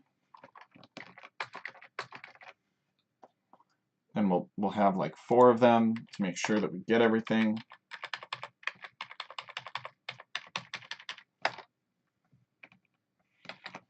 Okay. So now there should be no dry grass down here. It should all be just grass, which means that this flag E that we have defined here that's scattered around these midlands will be gone. So let's try that. Okay, so it's gone, and the rest of the masking failed.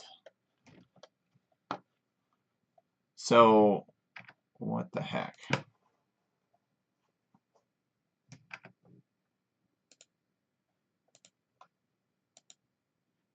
Terrain mask 2. Shouldn't be affecting it because we could try doing this other one first here. These cosmetic touches first. Let's try saving that. Run it. Yeah, for whatever reason, it's just being difficult. All right. Well, too bad. I do not remember what I did yesterday working on this terrain masking. So I will get rid of this.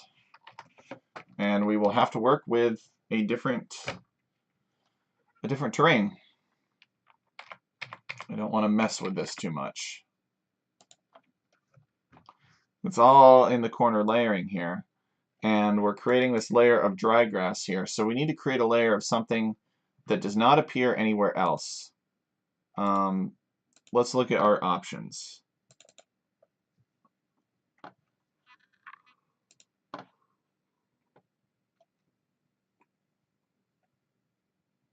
Oh, you know, we got that farmland option. That could be fun.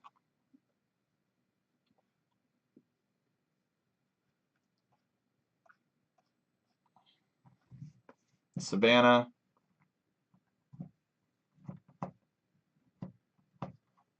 Dry road, no.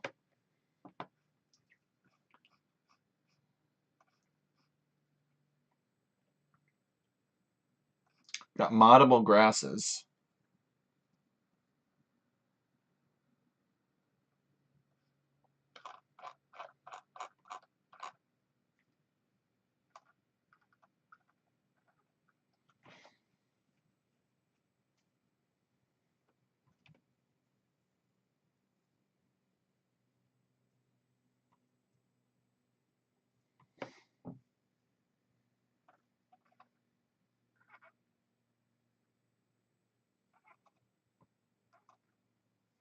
Pretty much used every type of dirt.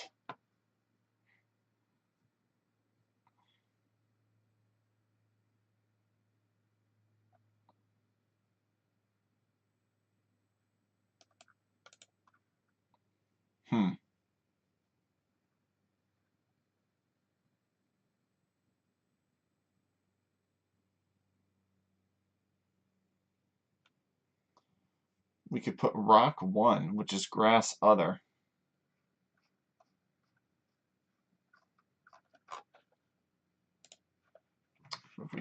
What if we did rock 1?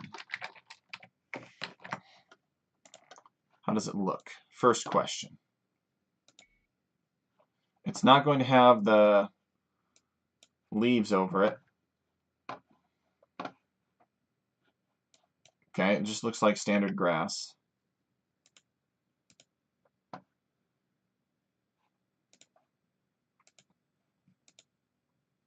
And then we're going to put this over rock 1.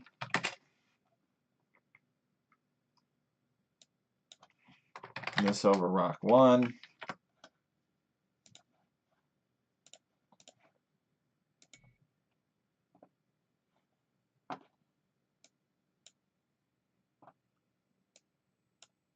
It's not too bad.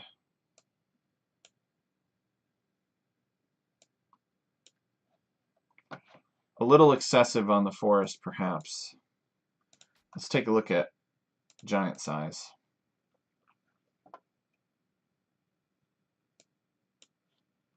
Yeah, that's okay. That's all right. It'll be fine. We've got the Italian pines down. We've got the leaves down.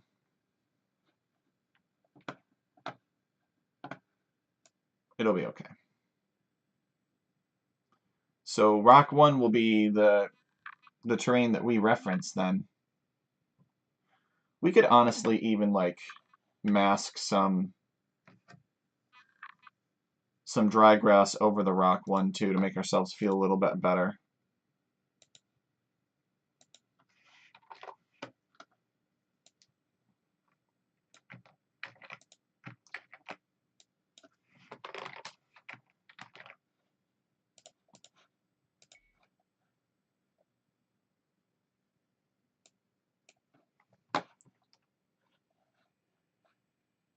That's a little too much, though.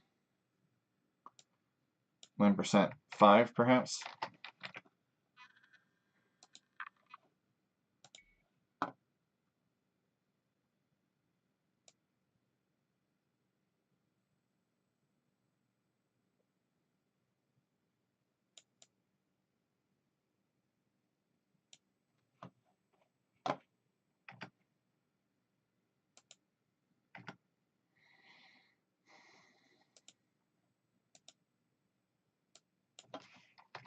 Five.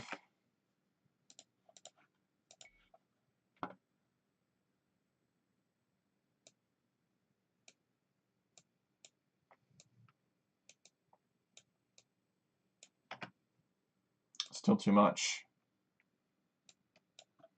1% maybe?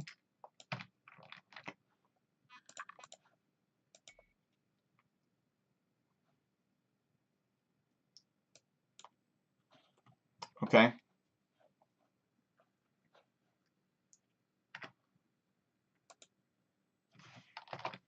Let's just dial this up.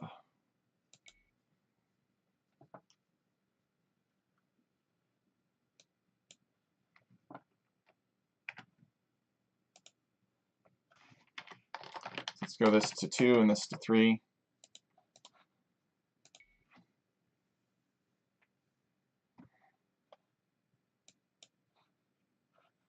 All right, perfect.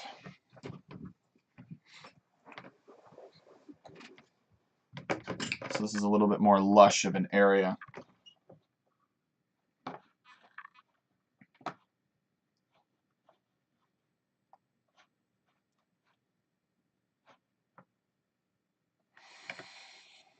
Okay, so it's rock 1, boys. So we want this flag E to be placed on rock 1. Now we will update that.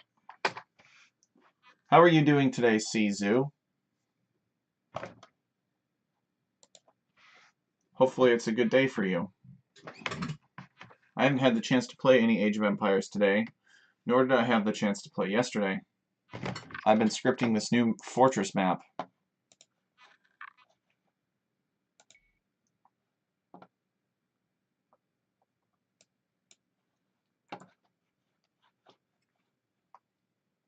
Good.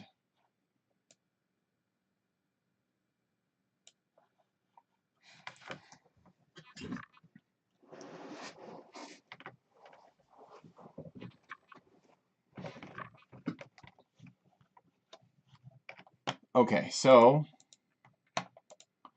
now we can tell this golden stone to avoid flag E.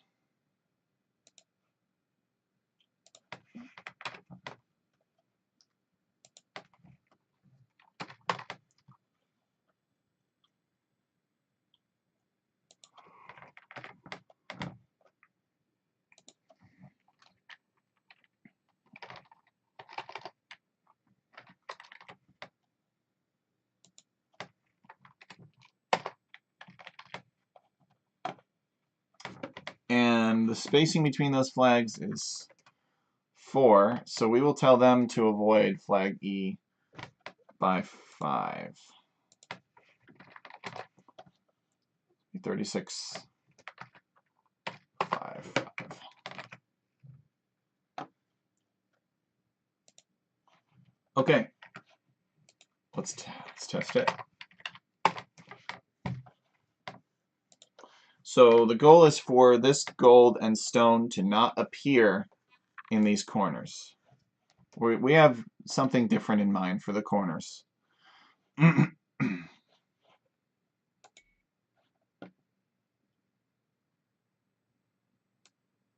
right, good. It does not appear. Do we care if the gold is on these rocks or not?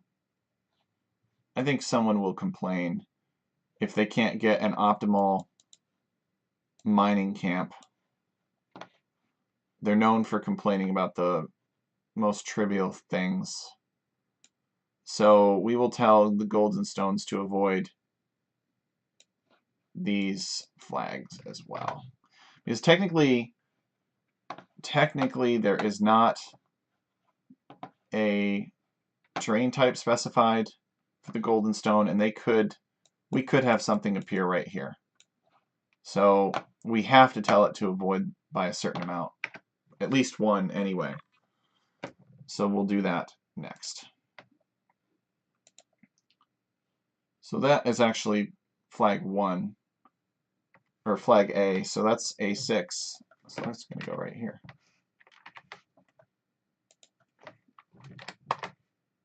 And that's going to go right here. And those are spaced by 1 apart. So we could have it avoid by 2. That might not be enough to keep it off of the ridge though.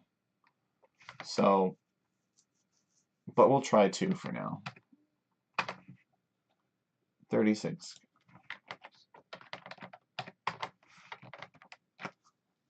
All right.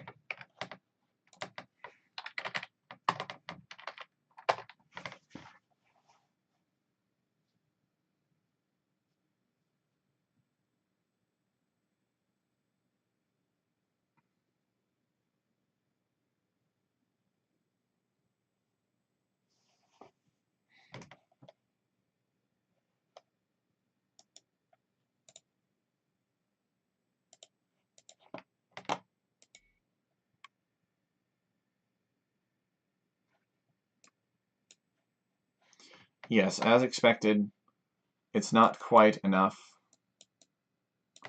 So we will increase that to, it does help though. We will increase that to 3.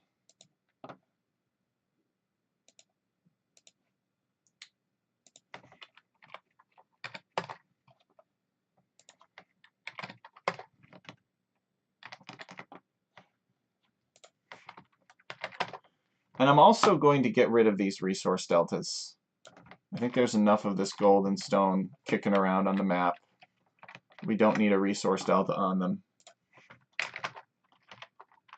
All right.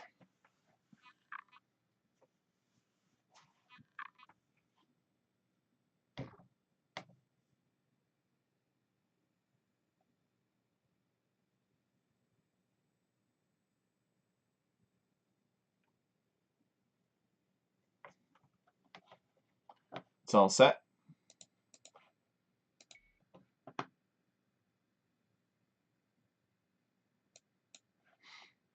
Oh man, it just needs one more. There's a little gap there where it squeezed some gold in. Squeezed a little bit of gold in here too. But otherwise looking pretty good.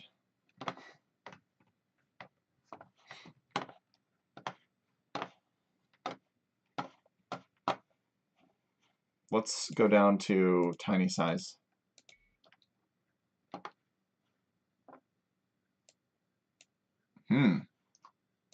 Squeezing even more of them in over there.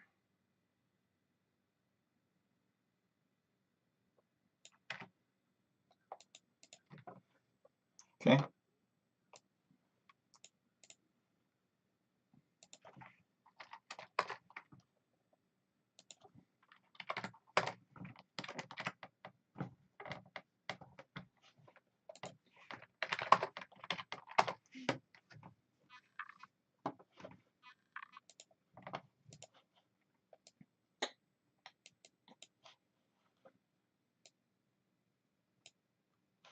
Okay. Generate. Oh, come on. You're killing me. You're killing me. I do not want it on the rocks. All right, we'll increase it to 5 then. Keep this seed. It's so annoying. Well, 5 is now more universal.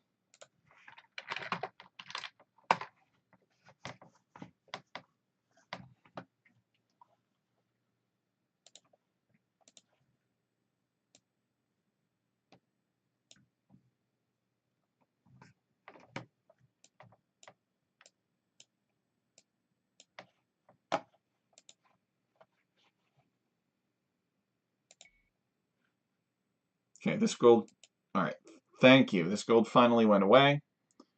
And we've got golden stones sprinkled in here. And it's nice. I think this is reasonably good. There's a little bit more gold than stone, but that's how most maps are built anyway. We have a lot of forest in here, though. So we probably should address that. Let's go take a look at that now. Actually, we'll generate a couple more random maps here to make sure that none of the gold and stone is breaking the intended rules, which it looks like it is not.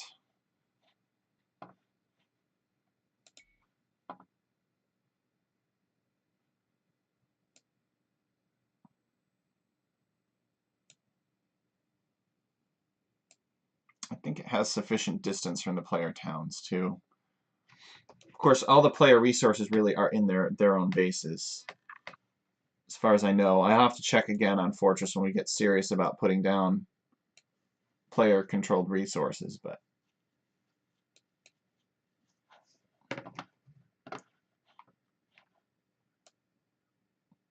okay.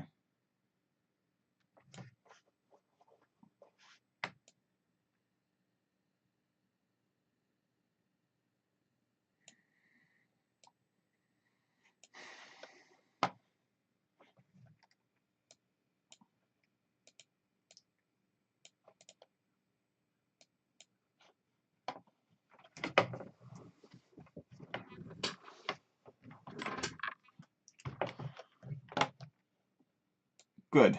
Let's revisit those corner terrains again. So we're putting down this forest here over the dry grass, creating a layer of rock grass, I need to call it.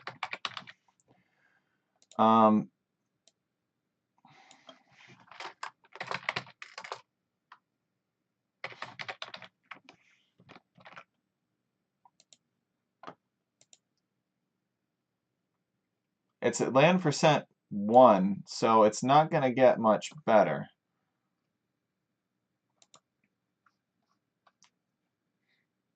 Unless we did something like this.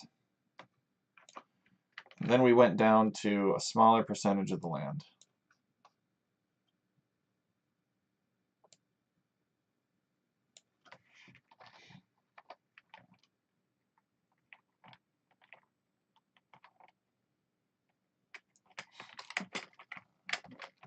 Okay. So that will scale the number of tiles for us for 0.5%. We'll see if that improves things.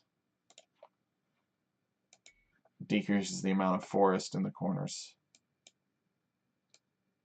Yes, it does. Probably don't need so many clumps. We could probably reduce the number of clumps now. No, it's only 8. How much more are you going to decrease it by?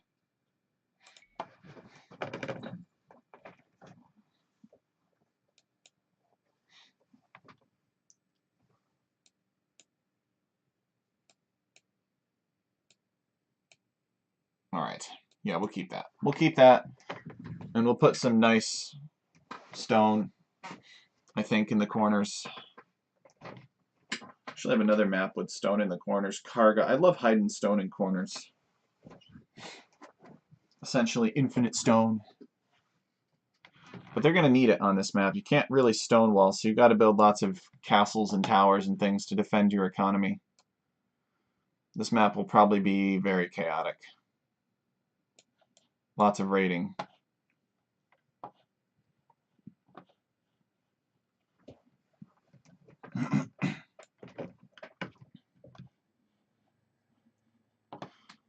Okay.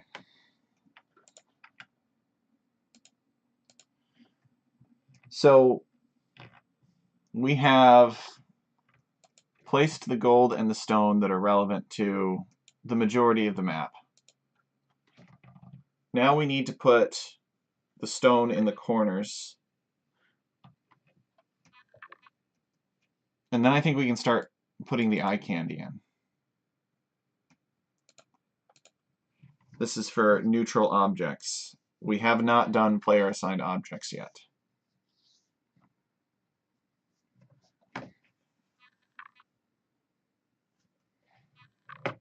Okay. So I'm going to create object stone. Object quantity 2. Infinite numbers of them, as usual. Temp min distance group placement of like, I don't know, we'll put maybe 12 here. Force distance 2. It's going to be placed on rock 1. And it's going to have a resource delta of, let's see, stone's at 450 already. So if we did 550, that would bring it up to 1,000. We could do another 250 to bring it up to 700. It'd be nice to have lots of stone in the corners.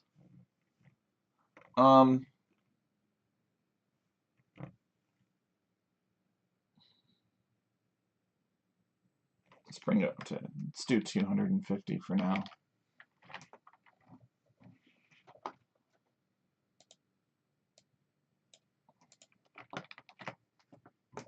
And I think this is sort of the last zone that we need to think about, right? This zone here. We got this zone. We got this zone. There's just this zone. And of course the players, but it's a different story. Okay. So we will write the code for that real quick.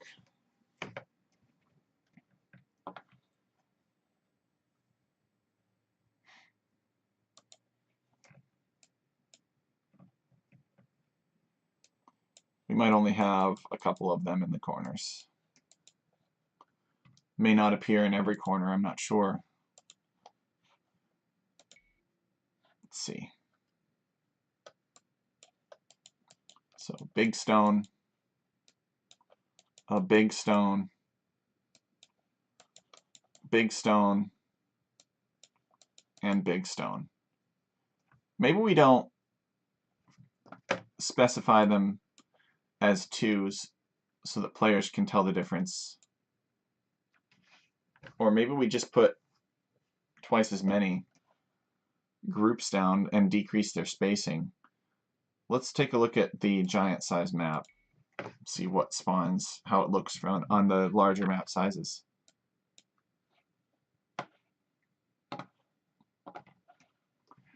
On the larger map sizes, you could build entire town centers back here. Lots of stone.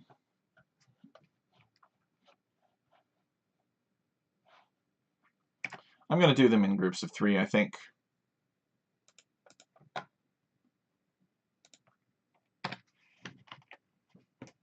And I'm going to reduce this to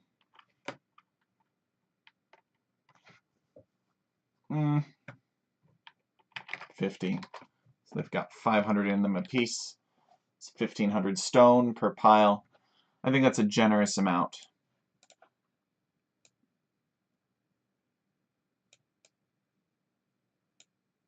All right.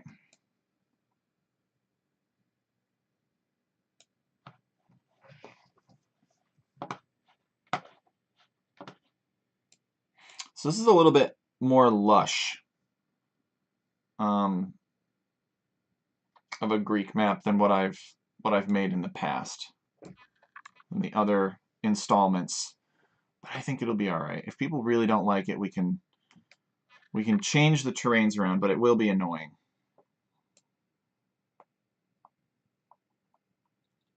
It'd be annoying, but it is possible to change. The most controversial thing is the ring of unbuildable terrain. Okay. So, eye candy next, right?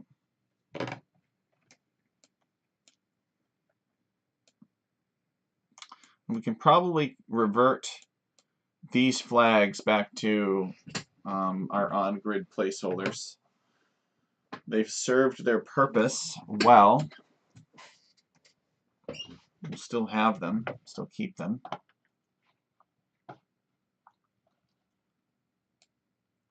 Okay. So we're gonna have rocks, rock 2. Actually, let's not revert them yet.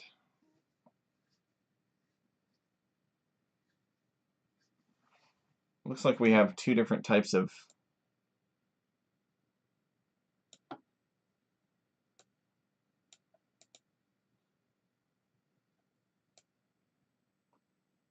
so we got stuff that's getting placed on dry grass, and we have stuff that's getting placed on base terrain, which was DLC Dirt 4 for the other map.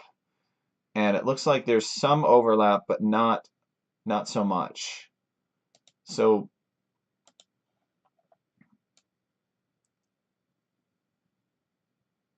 do we just place the dead plants here anyway? We just kind of mash it all together. I think let's start with that. It'll be fine. Okay.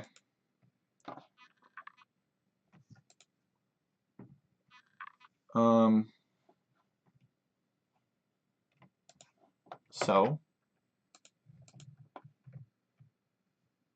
there's a flower bed, for instance. I really feel like we should more so put the flower beds. All right. Well, we'll do the rocks first. Just start breaking it down here. And actually, we'll do the Greek ruins and the rocks first. So we'll come on up here, guys.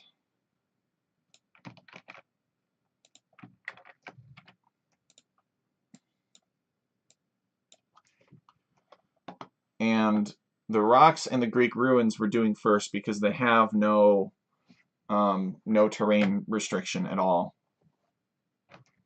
They just have objects that they need to avoid. So we're going to have them avoid player towns by 24, and then whatever's in 2, which are the flag A's, which is proper, and then the flag C's. You do not need to avoid the flag C, but you do need to avoid the other version of you. Okay, so that'll be good. And I think, yeah, so that's fine. So let's test that. Should be very simple. Should get it in a single pass. And then we need to decide if we're going to have the ruins avoid the rocks as well. I don't think we will.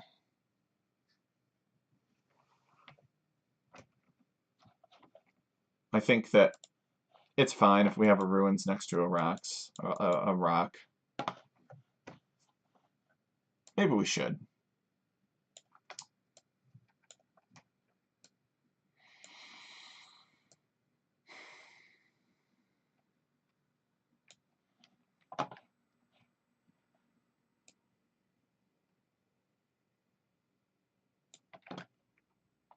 Okay. It's all set.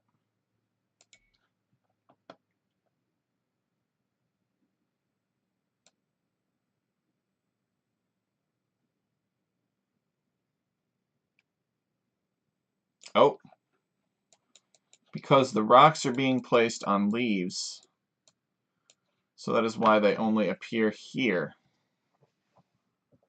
Interesting. Well, that's not what I want. But maybe that is what I should want. I mean, it does kind of contribute to the feel that this is a ridge, if you will.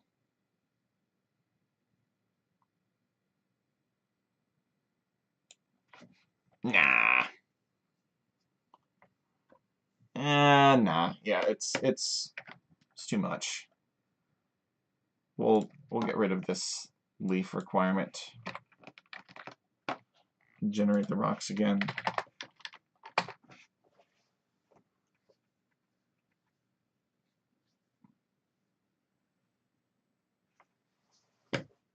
What we might do is we might have the Greek ruins avoid the rocks by like some small amount, like 2. So just so they're not like they're pinned up directly next to it. So there is a little bit of space in there.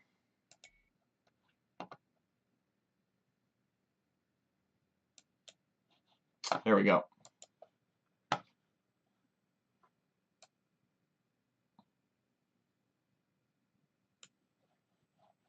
There's even rocks up here, making it look more Greek.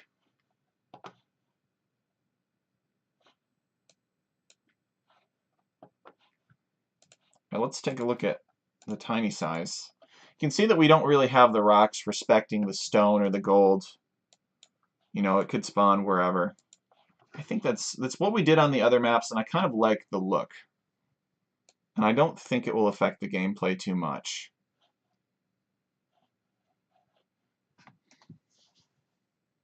Inspector de la AFIP, welcome. We are putting rocks on the map.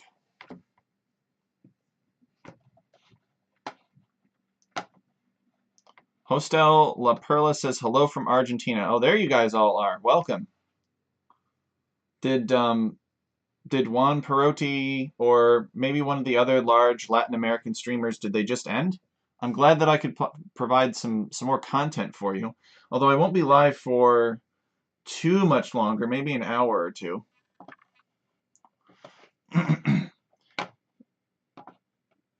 Yes, these rocks are very thrilling. Oh yes, absolutely. I love the rocks. Okay. So let's keep adding things then. We're gonna come over here and we're gonna grab Temple Ruin on grid, the Roman ruins, and the statue columns. And we will paste these up here.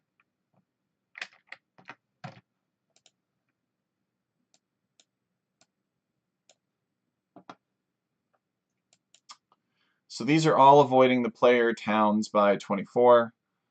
And for good measure, we're going to have them avoid these other rocks each by 2. And of course, they're avoiding each other by 24 as well.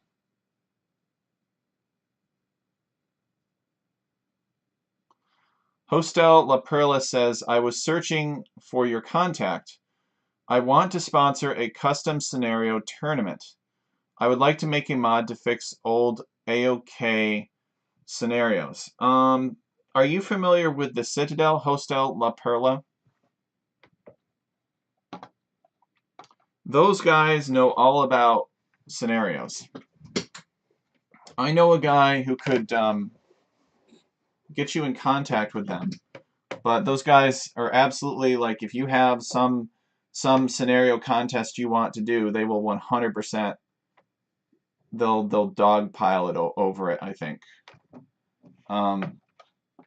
These are random map scripts. They are not scenarios. They are randomly generated. They are different every time. They just look like scenarios because I am proud of my attention to detail. I like to make sure that it's got everything that it needs in it to be awesome. Okay. Okay, great. Yeah, so you're familiar with the difference. That's good. So even though this looks like the rocks and the level of detail looks like it might be a custom scenario, it is actually a random map script. Okay, let's see here. So we want, they're avoiding whatever's in A5 by 24, which is our town center. And now we're going to have them avoid these two things as well. And we're going to have them avoid those by 2 apiece.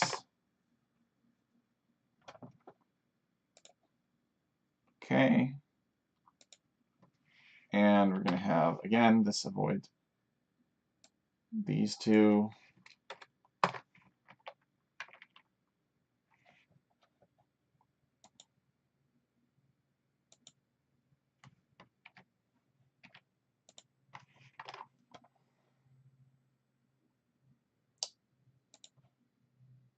Oh, right.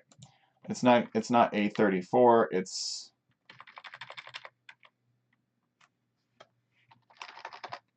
whatever's in here. It's 18 now. Okay. Yeah, that's good.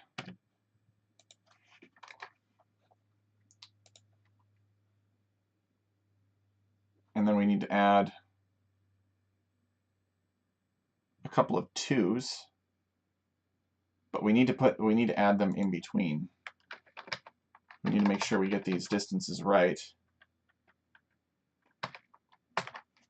So Hostel, go ahead and, if you haven't already, there should be a command. If you don't see it in chat, there should be something for the Discord. You can look up and you can reach out to me through Discord, and I'll see if I can connect you with someone that can connect you with the scenario experts for Age of Empires.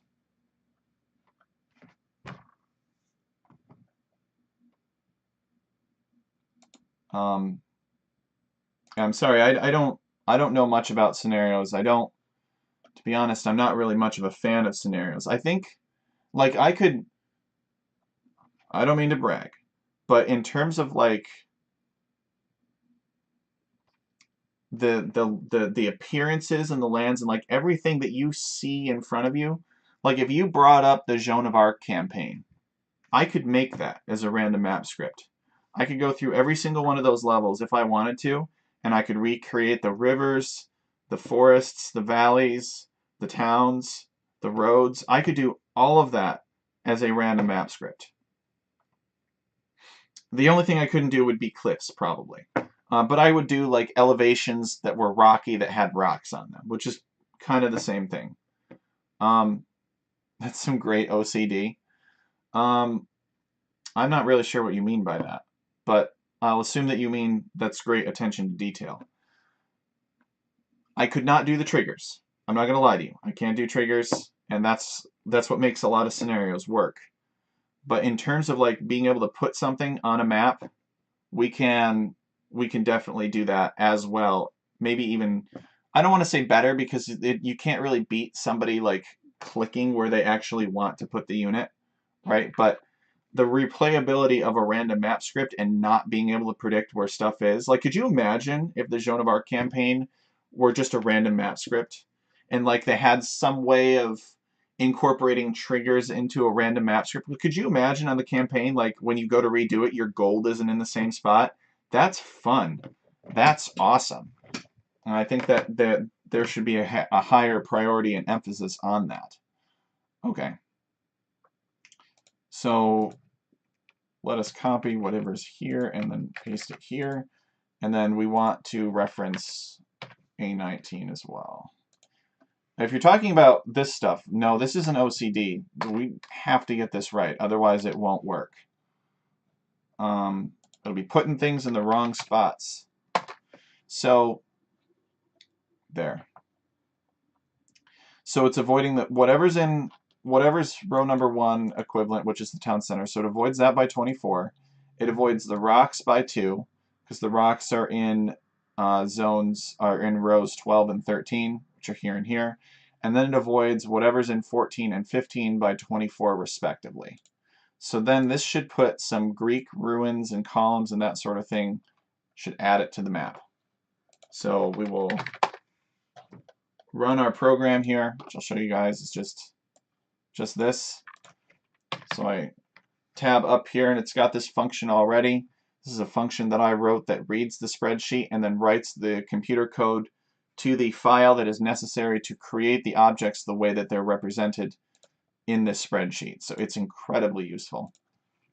And we'll hit enter. And now it's running it.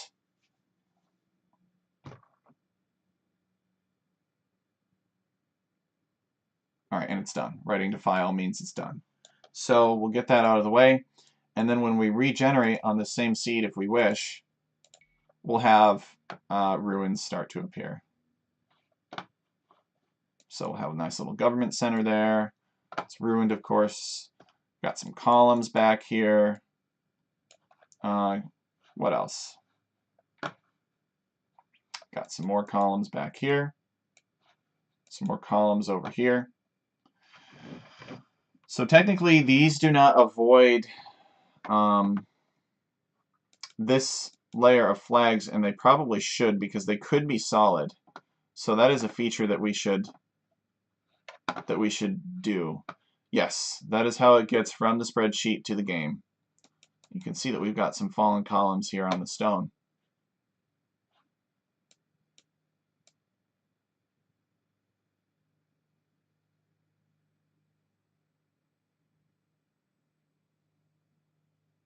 Okay, more columns here. So let's make sure that we don't have, because what we could have end up happening, right, is we could have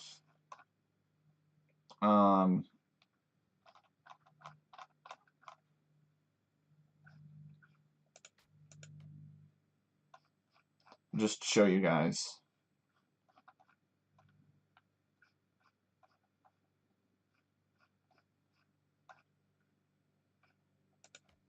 We could have this temple ruin appear right here, right? So this is a completely legal spawn as far as I know. And if that happens, then objects like units, just like player one, if player one made some boyars, the boyars would not be able to path through this ruin, right? If you had a boyar that wanted to run along this line of flags, he would have to go around this ruin, right? But a player could build a stone wall here. So the player could build a stone wall to this ruin and completely block these boyars. The intent is for players to not be able to wall to the edge of the map. So there is a thin layer of unbuildable terrain back here so that you cannot wall the edge of the map. So therefore, having something like this spontaneously blocking it and being walled to introduces the possibility for the map to be unfair. And we cannot allow that. We need to make the most fair map possible. And we don't have to be a 2K player to recognize that. So we're going to come back here, and these have instructions. These rocks have instructions to avoid whatever's in row 2. And what's in row 2 are these flags. And these flags are on K, which is the rock terrain. This is flag A right here. So this is flag A, and these rocks have instructions to avoid it by 2, which means they can never be anywhere in this ring. However, the ruins do not have that same instruction.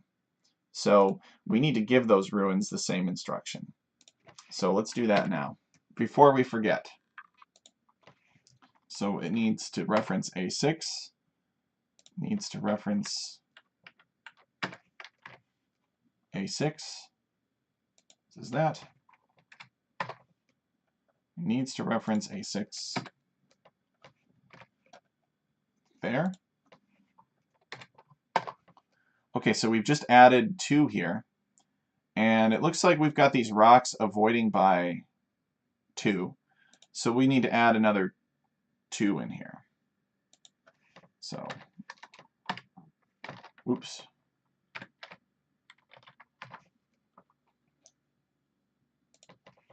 Two. What am I doing? My finger's on the 3 button. Here we go.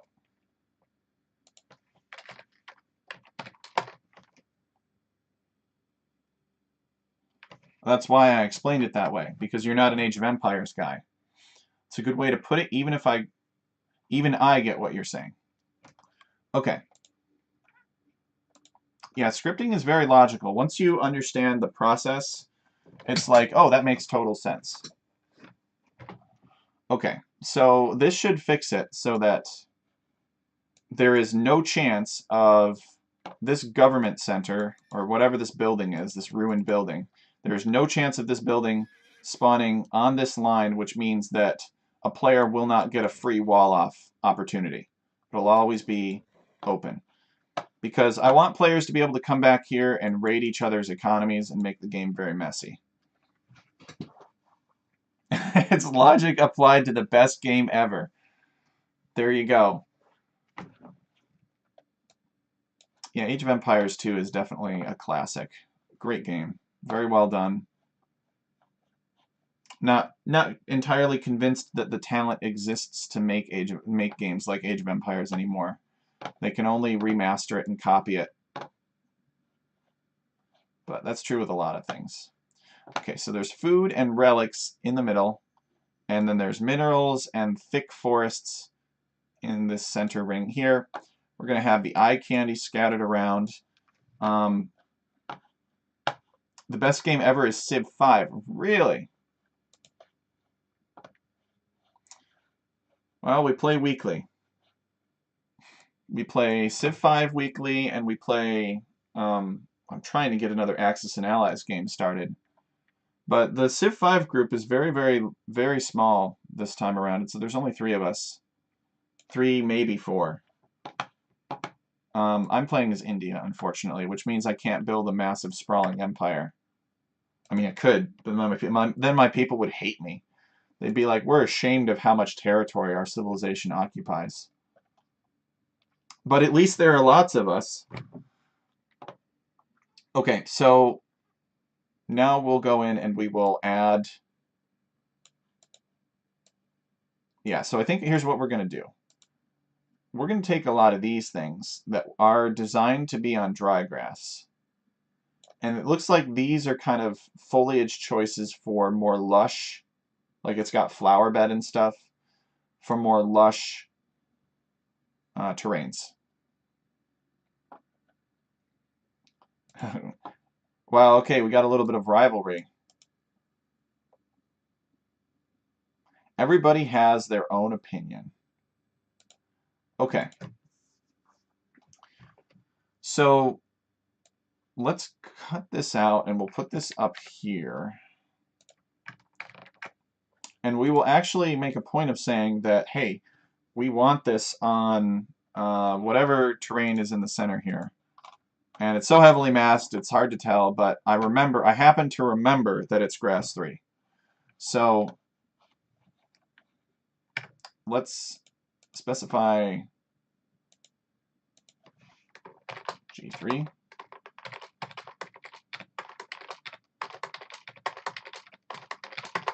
Okay. G3 for grass 3. And looks like we had all of this already worked out for what the spacings needed to be and the avoidances. Now this is kind of a little bit messy. Looks like we had it avoiding the player start area too, which I'm not really sure why we would do that. How can you make gold mines bigger? Well, you could do a couple of things. So I've got a neutral gold that right here that I'm calling out, for example. I could increase the number of tiles by increasing the object quantity. So I could increase this quantity from 2 to like 10, and then it would attempt to put 10 golds in the pile. Or I could decrease this spacing here. It's already trying to put 9,320 gold piles on this map, but it can't because there's a spacing that's forcing it to keep them spaced apart by a certain amount, so it just doesn't have room to cram them in. So I could decrease that spacing and increase the density of the gold piles. That doesn't really make them bigger, but it increases the amount of gold on the map. The final option is that I could increase the amount of gold contained in the tiles. And to do that, I would come over here to resource delta and I would just add, like, I would put 200, and it would make each gold pile have 200 extra gold in it. So there's all kinds of options that you can do. It depends on what you want. The resource delta is nice because it allows you to increase the amount of gold available without increasing the number of tiles occupied by that gold. So for example, if you wanted an absolute ton of gold, like if you wanted 6,000 gold in this space, you could have, 8 tiles or whatever of gold, 7 or 8 tiles of gold. But if you did that, it would make it harder for players to build town centers out here. So if you have a lot of other stuff going on, like you've got rocks and you've got gold and you've got stone piles and such, and you don't have the space, but you feel really strongly that that spot of the world needs to have 6,000 gold, you can just make each one of these worth 3,000 apiece.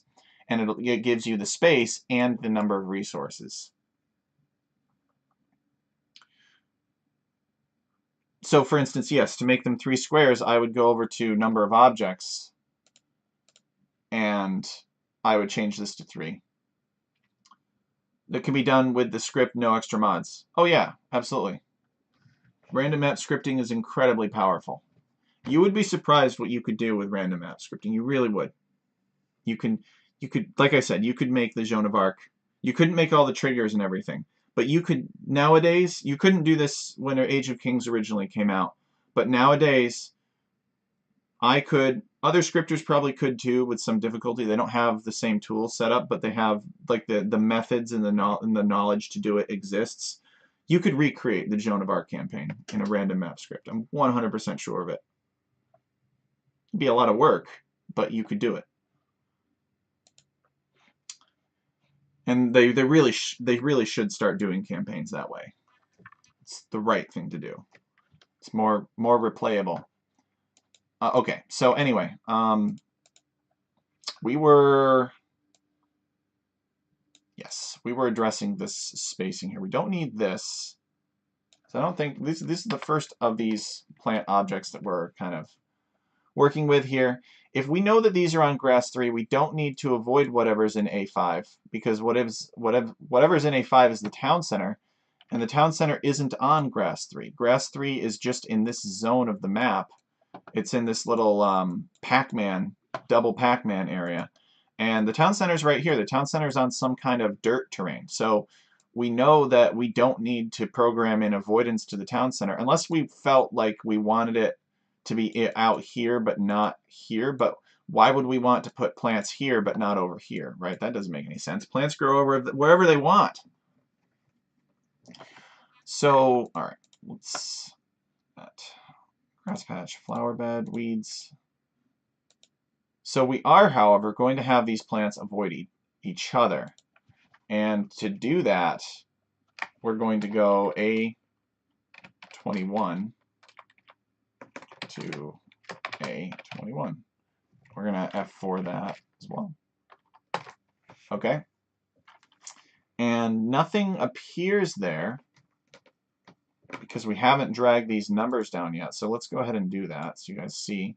And now this is saying this flower bed avoid whatever's in 17 by 2 tiles. So now we're basically going to copy this and we're going to paste it all the way down. And now we can increment these. So we'll go up to 22 and it'll have this flower bed, these weeds avoid whatever's in the grass patch and whatever's at the flower bed by 2. And we'll go up to 23, and then 24, and then 25, and then 26. Okay, so we kind of got ourselves a little pyramid here.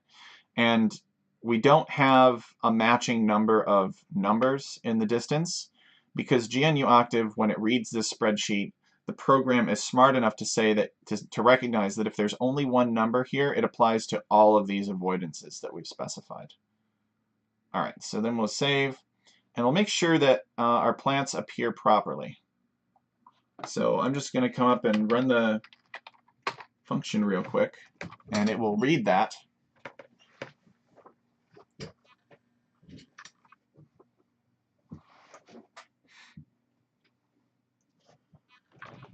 And now we should have a bunch of vegetation appear in the middle. Let's see.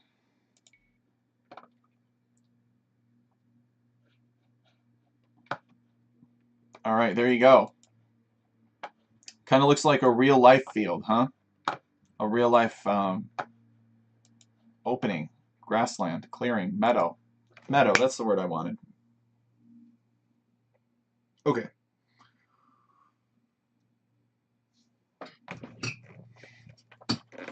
So that's good. Got that. We've got these weird underbrush things. We've got the flower beds. We've got the grass patch, the brown grass patch and the green grass patch. So we've got a lot of good stuff out here. So the next step is to create some stuff for out here. And this is a little bit drier of a section, actually. So we might have a different combination of plants for this.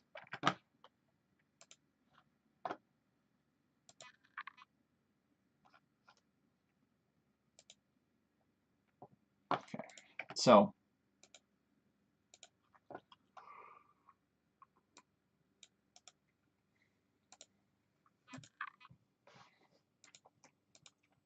it's like we've got savanna patch, bush green, and plant dead, and regular plant.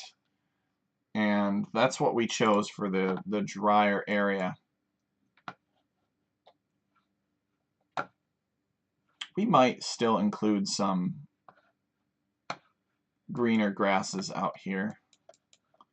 It's just it doesn't cost us anything. It's really quite nice. Yeah, so I think what I'm going to do is I'm going to take some of the vegetation from the center and I'm going to mix it in here. But I'm also going to apply some of the driest vegetation possible to the rock. It's actually leaves, technically.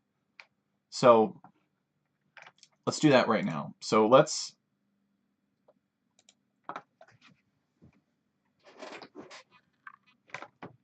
increase the number of spaces that we have here. So this is going to be a different block.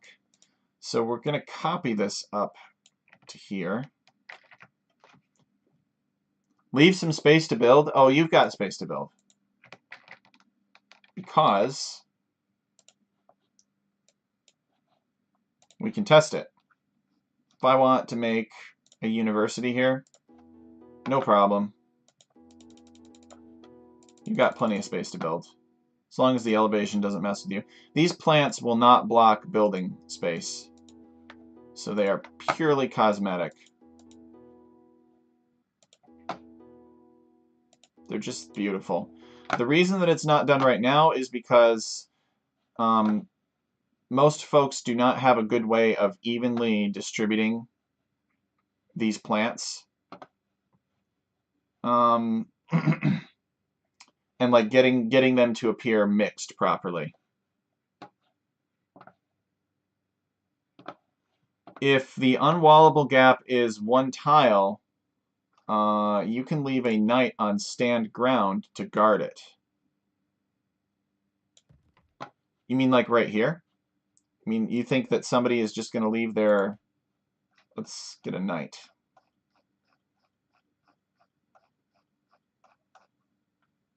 Like this?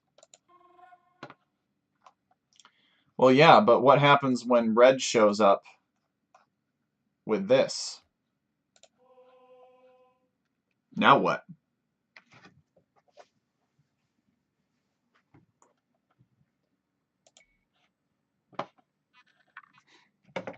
Okay, so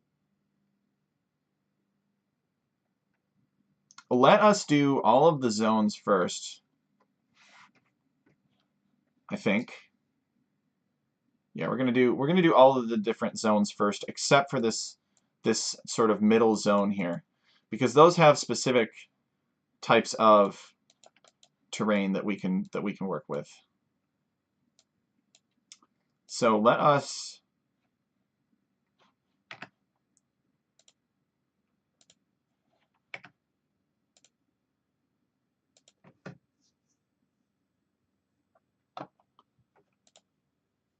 think I'm actually gonna, hold on, I'm gonna delete this. And I'm gonna repeat what I've done here for these, because I think I like all of this. Except I'll probably get rid of the Savannah patch, because it's too dry. Although we'll keep it for now, because it's easier just to leave it. So we'll copy that, we'll paste it down here, and we're gonna have these be placed on rock 1, which is our grass that's in the corners.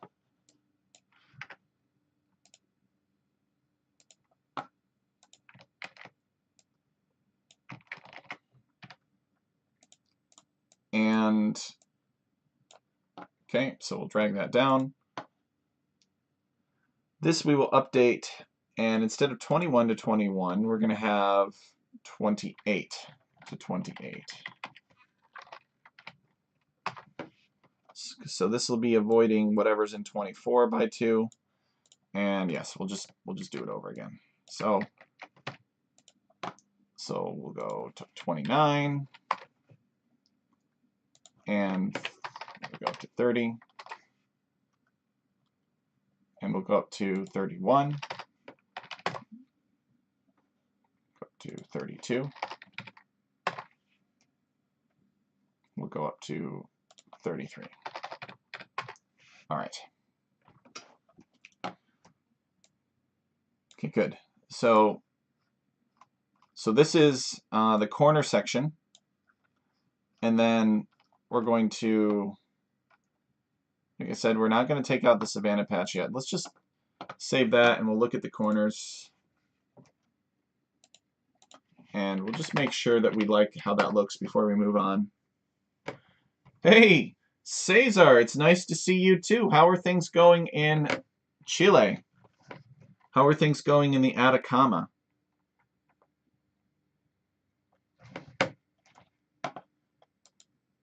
Okay, so it's should be done, and let's see what we get here.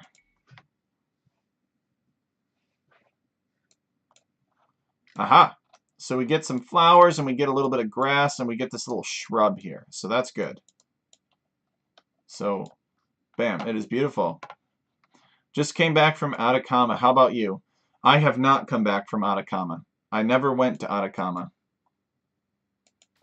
All right, let's take a look at it under giant map size. I'm doing well, though.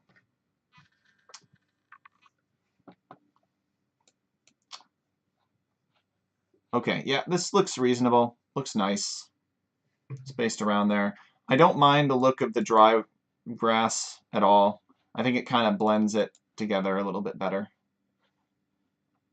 Because there is technically DLC dry grass terrain over here. It's just masked. Cesar, how's the Flauta Championship going? You heard anything about that? You guys started to play on Flautagano yet? You guys seen Flautagano? Here's Flautagano. I made this for Team Flauta. They were very happy.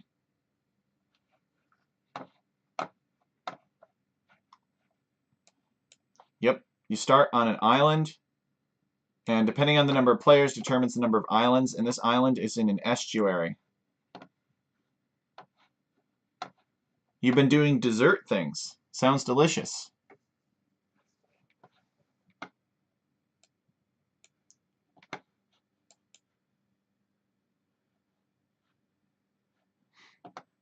So it's like Socotra, but the thing is that if you have multiple players, you have 8 players, you can basically have, oh, desert also, and the bakery. If you have 8 players, you can have 4 simultaneous Socotra matches happening at the same time. And there's no way to get off these islands. So it's fun. But if you do the low resources and open Socotra, yeah, kind of, yeah, you still got the 3 or 4 wood lines. But hopefully we get to see Team Flauta put together the show match, or not show match, the tournament soon. And we'll get to see some games cast on this by Juan Perotti. I think that will be a lot of fun. There was a show match here. The guys tested it, helped provide some feedback for it, gave me directions, taught me about the llamas. So it was fun. But in the low resources configuration, you actually start nomad style on the mangrove shallows. And then you can build town centers, and then you can actually invade these islands and get the bonus resources on them. That was a really great show match, yeah. Yeah, they cannot escape the islands. They're like Guantanamo. So you cannot build a dock if you start on this island and all you have are villagers on the island. Like you physically cannot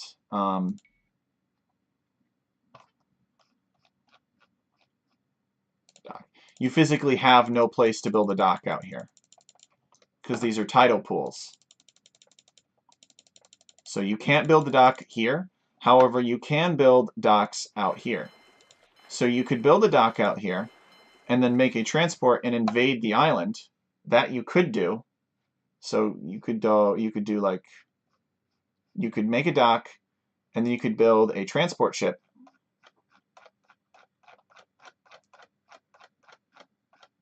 Where is it? Here we go.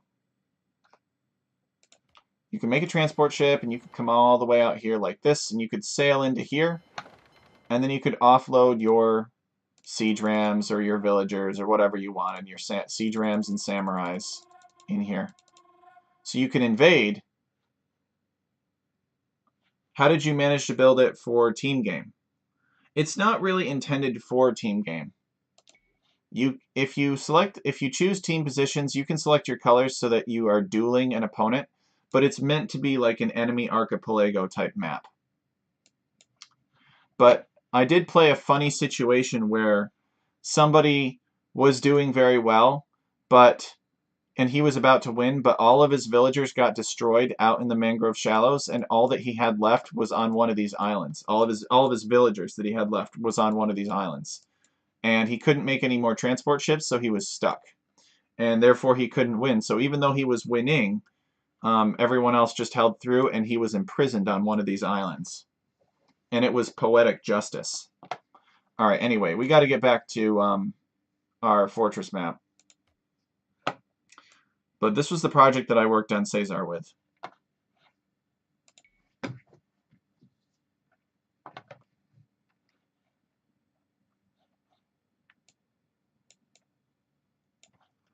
Okay.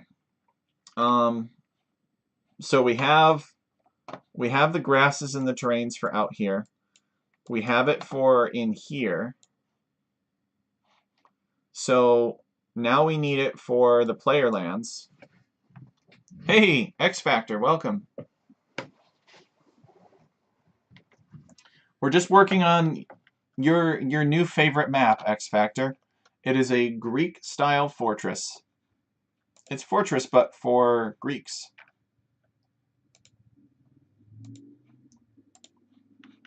It's good to see you too.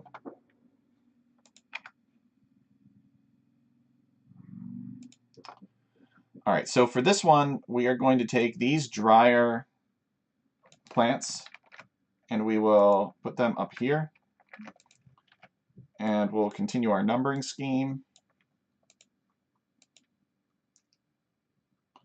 And actually, when I'm thinking about it,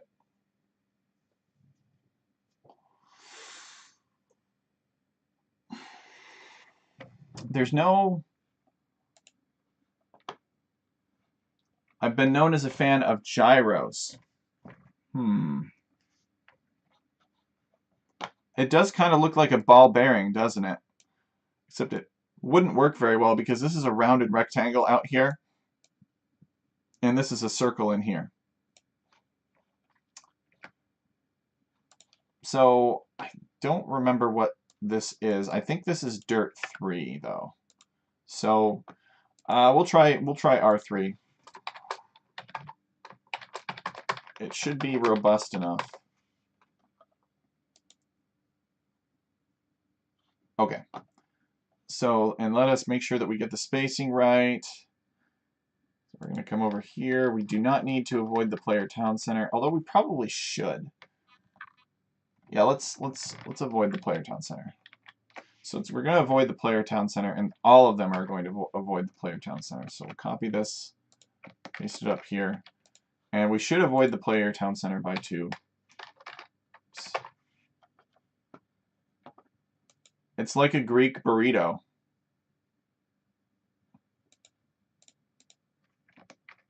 Okay.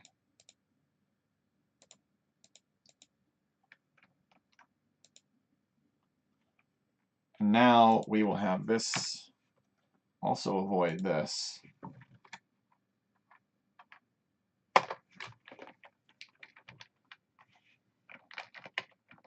And then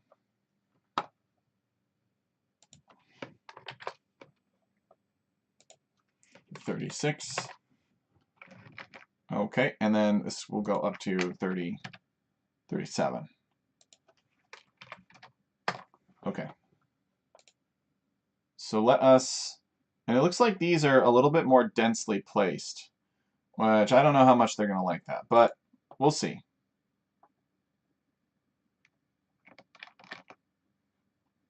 See how it looks first. There are also not as many of them. As many different types. Okay, so we will run that. And we'll also see what Adam is talking about. Gyro.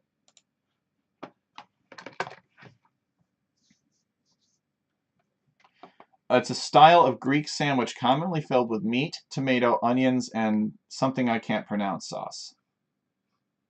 Well, surely that's not the only type of gyro. They do look pretty good. But what does that have to do with this map? See, this is the kind of gyro I thought you were talking about, except it would have bearings on it too, so it would spin easily enough. I took it as a mechanical gyro, something that has bearings. Of course, this is using gyroscopic motion to. It's all the right-hand rule. It's some weird physics thing, but I took it as a gyro, a mechanical type gyro with bearings. So when you look at the map, see, it's kind of like a ball bearing. Here's the outside ring, here's the inside raceway, and then here are all the little balls. That's how I took it.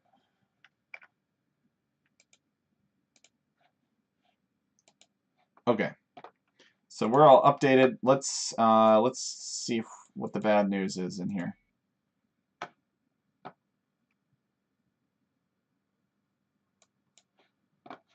Oh yeah, perfect.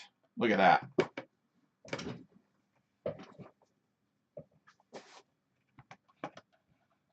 Excellent.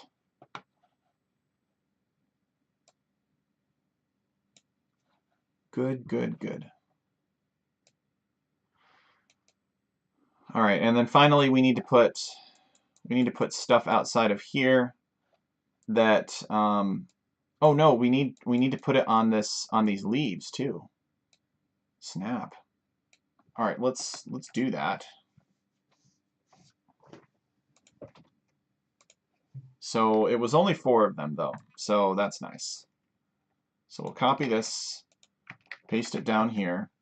We don't need to avoid the player lands because the leaves will never, that stony section that you see will never be on the player lands.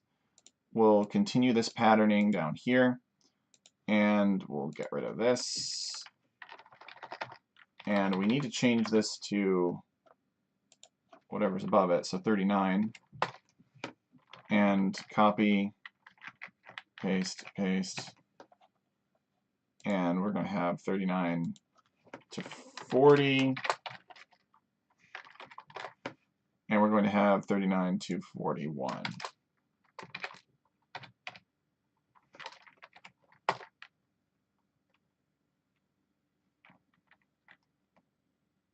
Okay.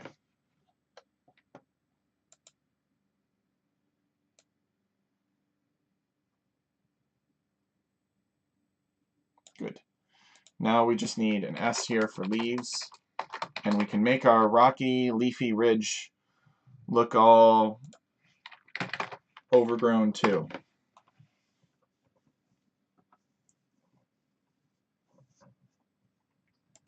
Okay. So that is this section.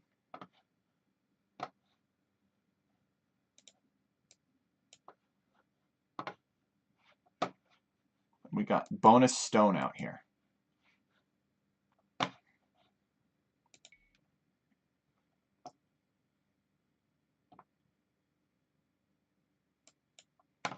All right, there we go. So we got plants on that as well. It looks like a real ridge now.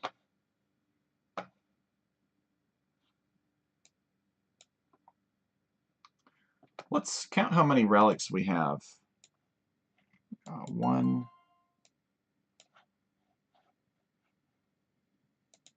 2, 3, 4, 5, 6, 9, 10, 11, 12, 13, 14, 15, 18, 19, 20, 21. 21-ish relics, 21 or 22 relics for 8 players. Everybody gets 2.5, essentially. It seems reasonably scaled to me.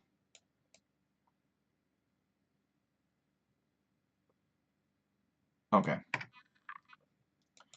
So now we make other types of plants that are like avoiding all of the other areas that we've specified so far. And those are going to be in here. And as long as they avoid by more than, well, actually no, because if we avoid by more than 2, oh, these are only spaced certain distances apart. Let's take a look at the spreadsheet. Make sure that I know what's going on. So, got 6 different types of object here.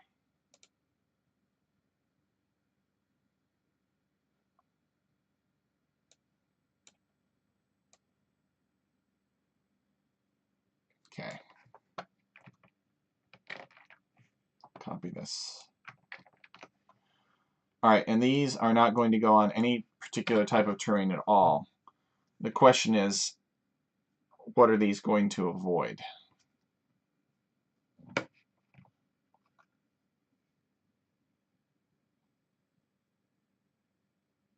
You know, we could just put these on the dry grass, and they would sort of still come over here. It wouldn't be perfect. Dry grass or the dirt too. It may not be perfect, but it would probably still work. Now, we'll have them avoid the major sections, I think.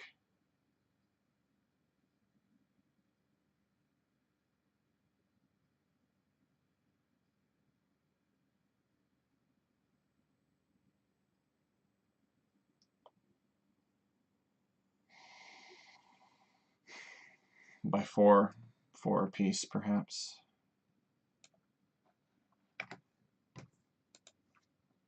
Okay, so no terrains for that.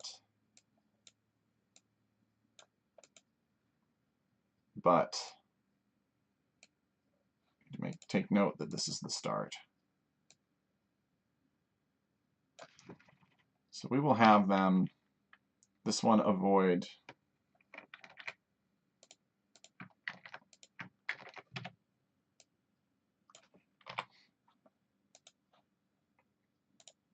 whatever's in A5.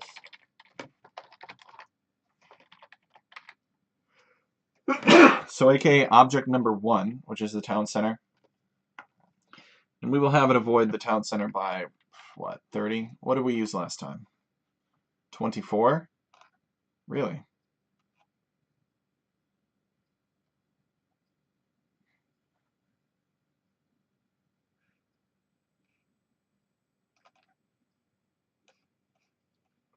Okay. So we'll have it avoid whatever's in 1 by 24.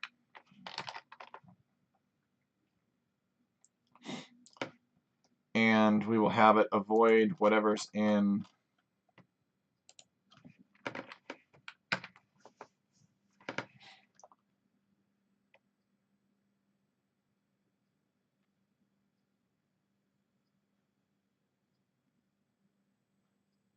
we'll have it avoid flag A. We'll have it avoid flags D and E.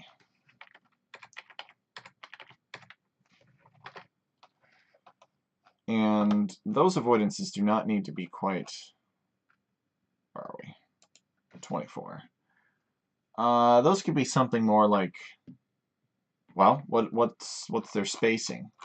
This one is just a spacing of 1, so it could literally avoid by 2 and it would still not leave any gaps. But D and E are spaced by 4, so it needs to avoid by 5. So we're going to avoid all of them by different amounts, just to be difficult. 2, 5, and 5, because we have to. So those are the bare requirements there. And those are basically all the other zones that we've set up, and they already have...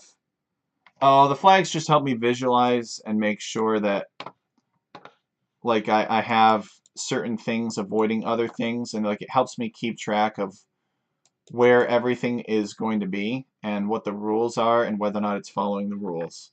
If I don't have these, then I don't know whether or not certain objects are spawning, and I don't know the reason why certain things are not avoiding areas that I think they're supposed to avoid. So for example, if I said I'm going to build, I want my castle to be in the back, let's say, and I told my castle that I wanted it to avoid an invisible placeholder that was on grass 3, and that castle spawned up here close to this gate anyway, then I wouldn't know whether or not it was because my castle avoidance was incorrect that it was spawning up here, or whether or not this object had simply failed to spawn and the avoidance was correct and the castle still appeared up here because there was nothing for it to avoid. So by having it show me the placeholder, I know whether or not it helps me narrow down the reason for why something might not be working. When I'm done configuring all the objects for this script, I will replace these flags with invisible placeholder objects so that players will not have to see them in the game. It's how I always set up my map scripts.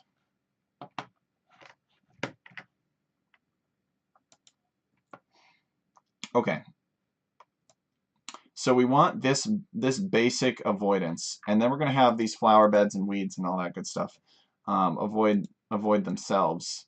But for the first part, we're just going to copy this and paste it down here. And then we're going to add avoidance of, we want A44, we want A43 to A43.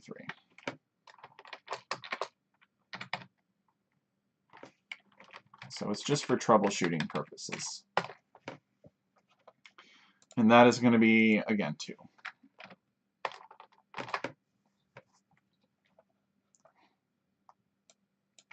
So copy these, paste them down here. Paste, paste, paste. Actually, no. We'll do 1 paste for now. So 43 to 44. So this is going to avoid 39 and 40 now. And we need to add another 2 to that. We'll copy and paste. And we'll go up to 45 now, and we'll add another 2. This would be an absolute nightmare trying to do this with lines of code. But I have a tool for it in an Excel spreadsheet, making the interface much more intuitive. Oops.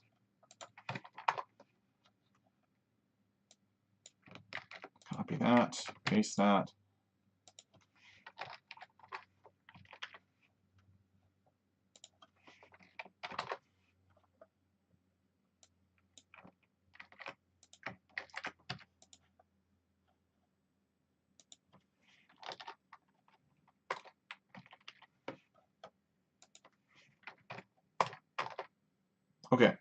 Perfect. So let us test it out, see how it works.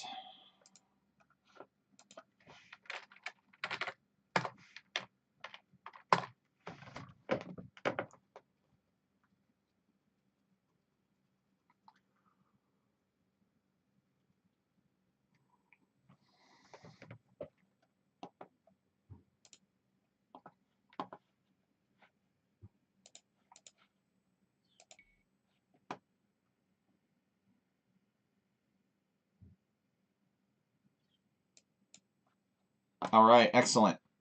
So we've got all the necessary rubbish in here. I don't think anybody's going to nitpick it too much. And I don't think that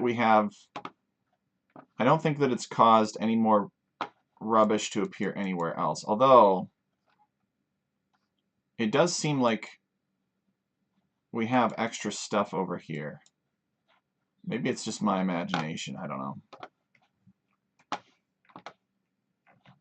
I only want modest amounts of rubbish. Yeah, it almost looks like there's something else going on over here. I could maybe add an avoidance of these flags, or I could increase the avoidance, actually. It's another possibility. Let's see here.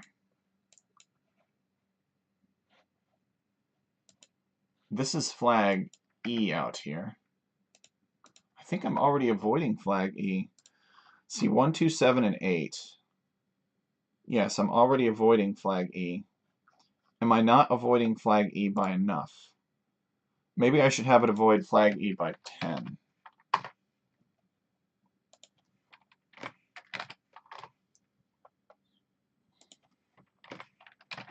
So we'll change the last 5 to a 10. Because technically we're already putting stuff on the leaves.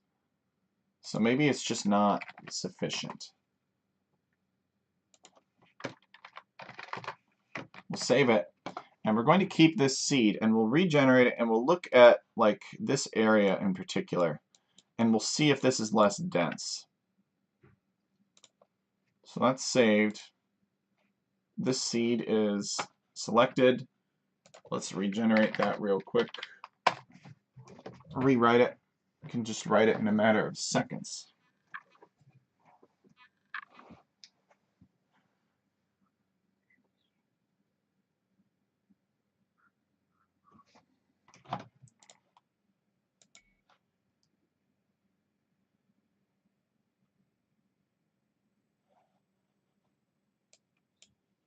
Yeah, that looks much better.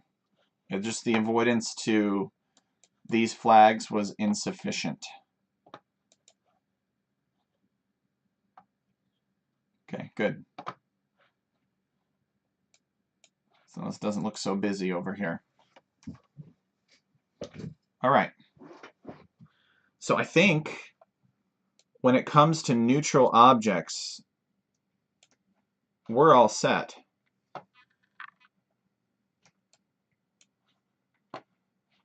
I can't think of any other neutral objects that we might want to place, with exception of maybe wolves, but I don't know how necessary wolves are going to be on a map like Fortress.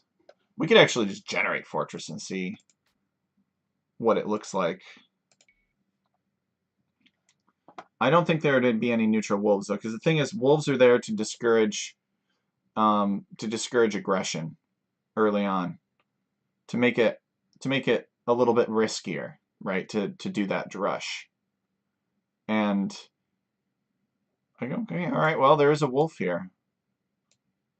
There's a wolf here. It looks like the wolves are assigned on a per player basis, which is bizarre to me. I don't know why you would do that, because this wolf is just going to kind of uselessly be back here. That's dumb. All right, well, I guess it has it. I don't know, but what I'm saying is when you start with stone walls on Fortress, like, who's going to drush that with a castle and towers? Who drushes that? They'd have to be out of their mind to drush you.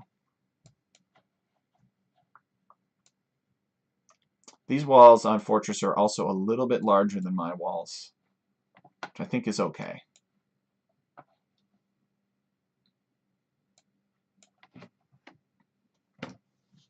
All right.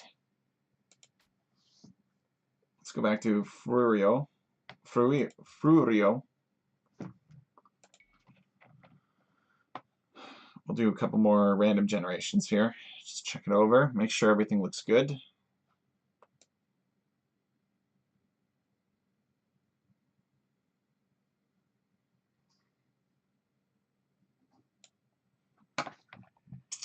So what does chat think? Does chat think that I should put wolves on this map? And if so, where?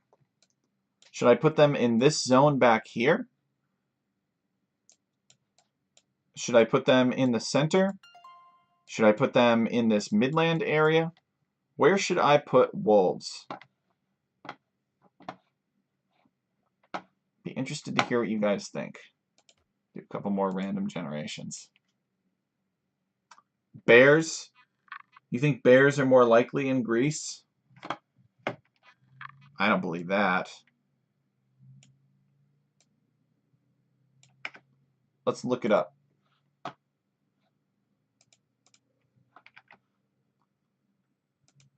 Outside of the gates. Well, obviously outside of the gates.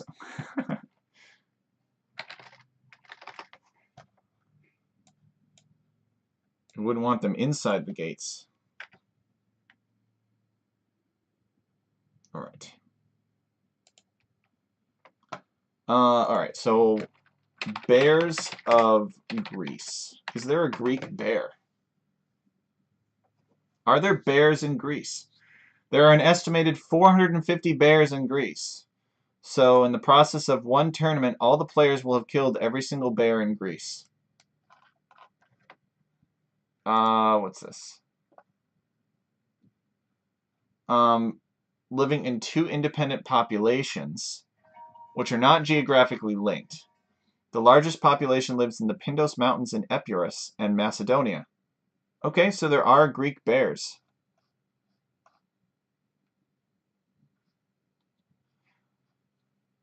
And the constellations are based on Greek mythology too, right?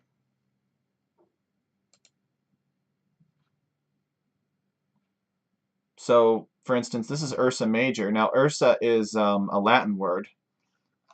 So, one knows from Pausanias that bears roamed ancient Greece. Okay. They were cultural appropriations. I don't know what the hell that means. All right. But anyway, so it looks like bears, yeah, bears did live in ancient Greece. There are probably more bears in ancient Greece than there are now. Bears made appearances in the mythology of the Greeks, and their appearance was often related with their perception of being a good child bearer. Well, how very reputable.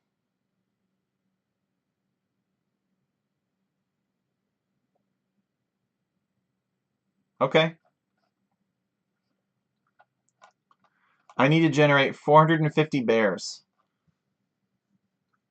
Uh, I feel like people would get really upset if I had that many bears. Look at this bear, though. This is just a generic brown bear, I think. I don't think it's any particular species of bear.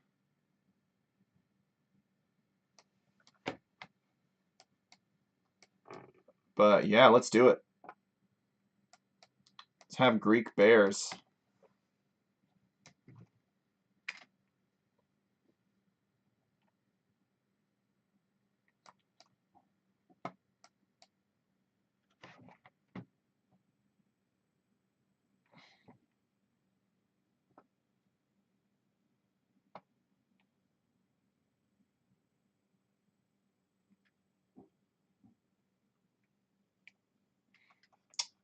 People observe things about bears too. That's cool.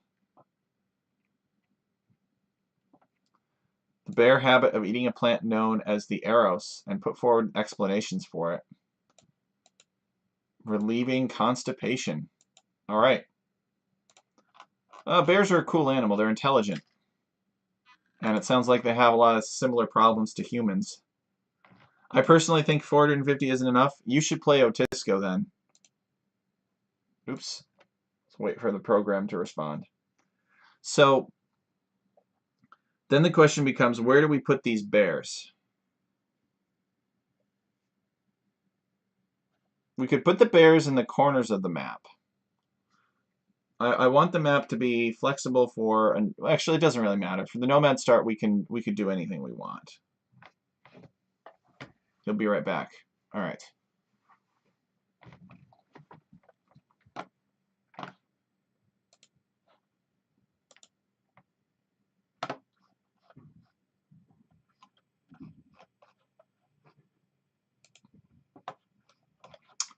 All right, I guess we just close DE because it just stopped responding.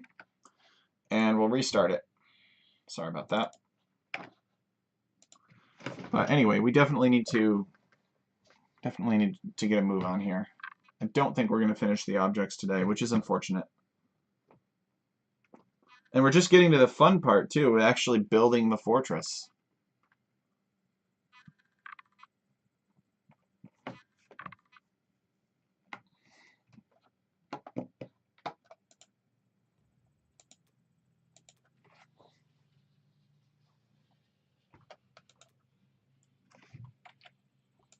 Oh, what?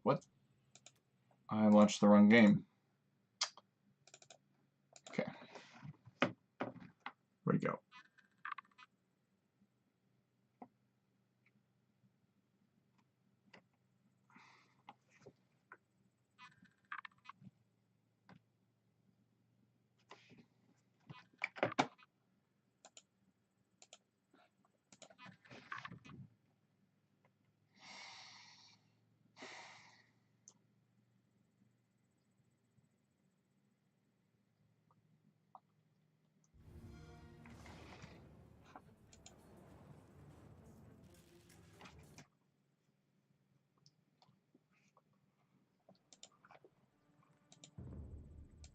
Okay. Back in.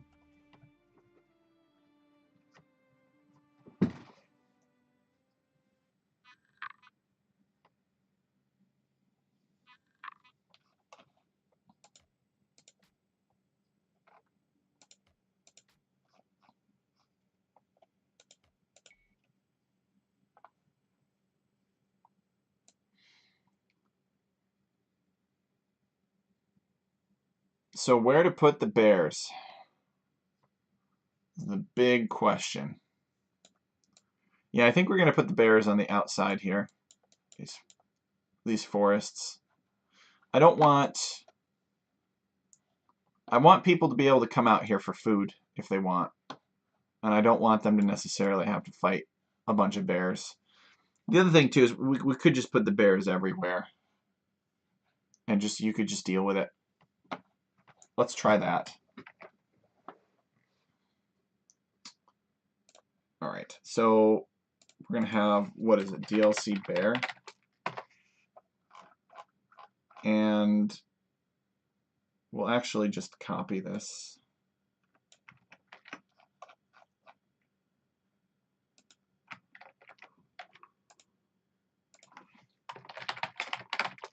DLC bear. They scale according to map size. They're not placed on any particular type of terrain, but they're going to have a large temp and distance group placement, maybe of like 32. And they're going to avoid player lands by, well, maybe not 32 then, maybe like 24. And they're going to avoid player lands by 28. Or 24. Oh, have them avoid player lands by 32. That's fine. But there's just less of a chance that they're going to be in the center, I suppose. We have the tools to keep them out of the center if we really want. So we'll add that now, I suppose. Simple enough.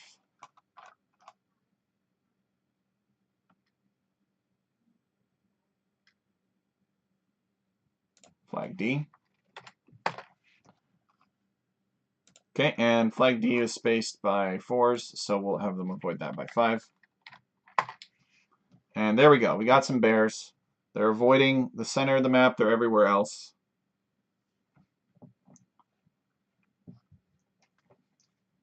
And we'll put the hawk up here with it.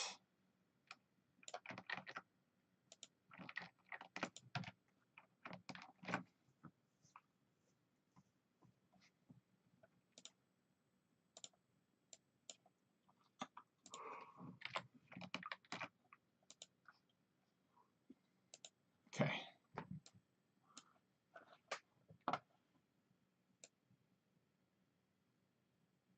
Okay.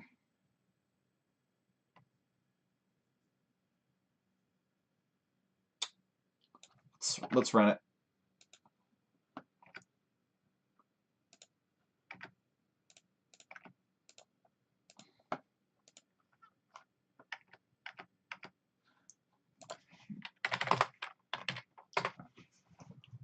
And then I can't think of any other neutral objects that we would be missing.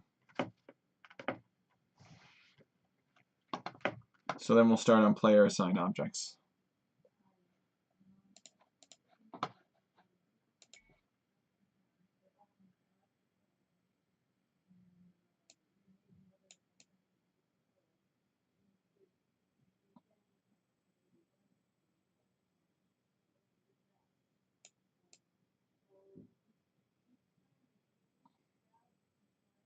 Okay, good. They're the bears.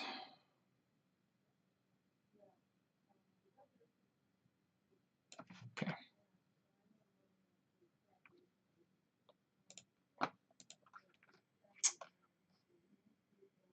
I'm not sure what this blocker is doing. So we'll delete that. Okay. Just the castle next, right? Castle's probably the most important thing. So I want this castle to be back. So I'm going to have it avoid these flags by a certain distance.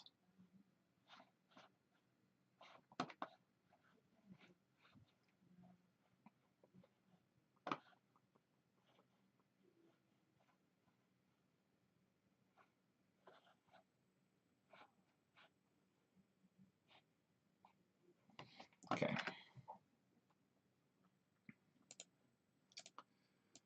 So here we go. This is the start of the player-controlled objects. Oh, no. I need to do one more. I need to do one more thing. That's right. Before I forget. It's a flag F.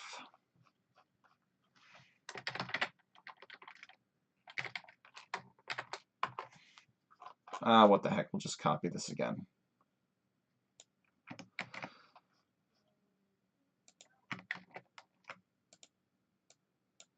And we're not placing on any particular type of terrain. Temp min distance group placement of 4 is okay for, well, no. I don't know what that is. Let's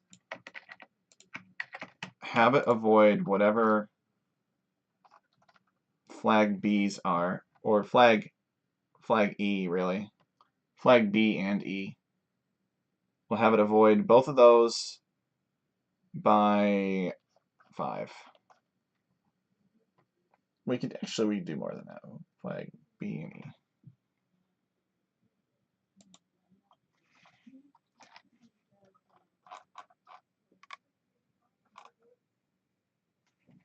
Seven.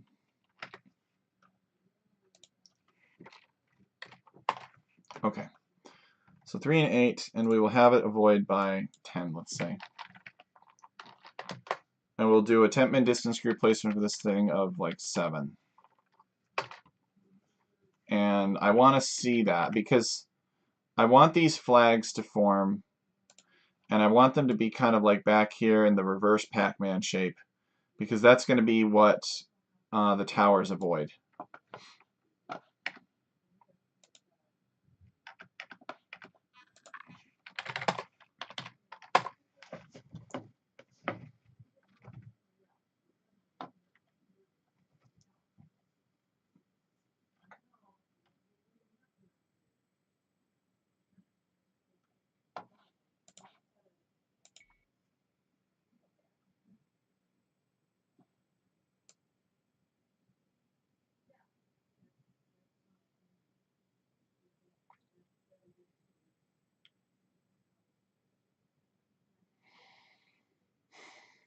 Okay.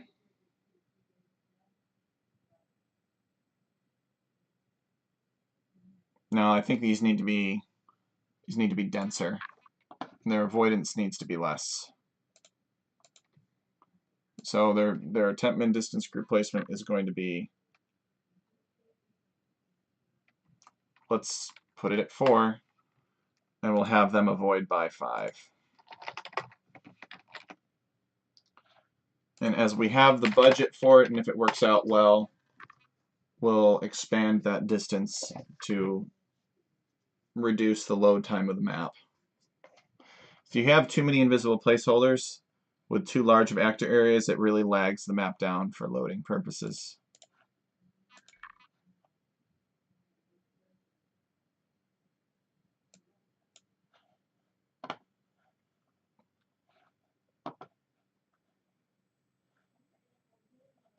All right, so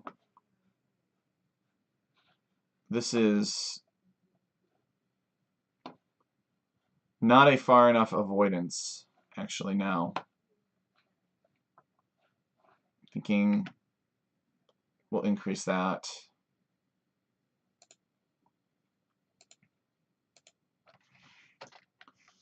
We don't have to make these avoidances the same, actually. We'll make them 10. Go back to 10, but these are a little bit more tightly grouped. Maybe we make them spaced 3 apart.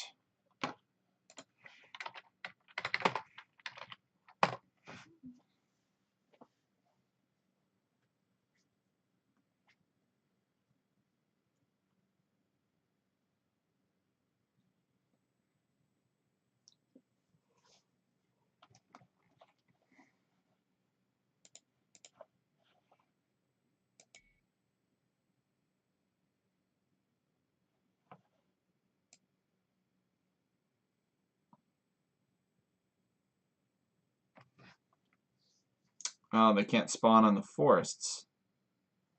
That's too bad. It'll be fine, though. Yeah, this is better.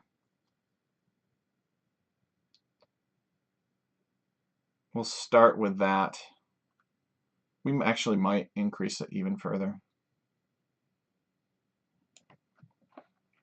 Yeah, let's increase it a bit further.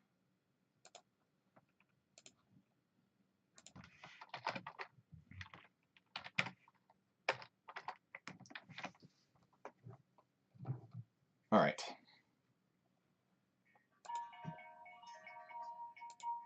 I'll give them no grouping. Somewhat disturbing that they had a grouping to begin with. Should not have a grouping. There we go. Okay. So first things first, castle. And let's do it.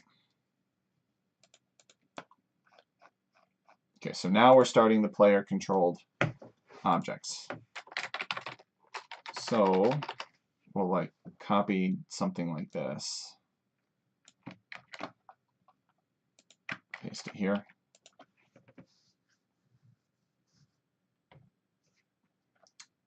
We'll do castle. And we only need one of them. And we only need one group too, so we'll just leave that blank and it'll automatically do 1. We don't need a group placement radius or a grouping type. No scaling. It says here the castle distance should be 4 to the forest. We could try that. And the castle is to be built 14 to 12 tiles away from the town center. And it looks like there are some other spaces here too, which we're going to remove. Okay.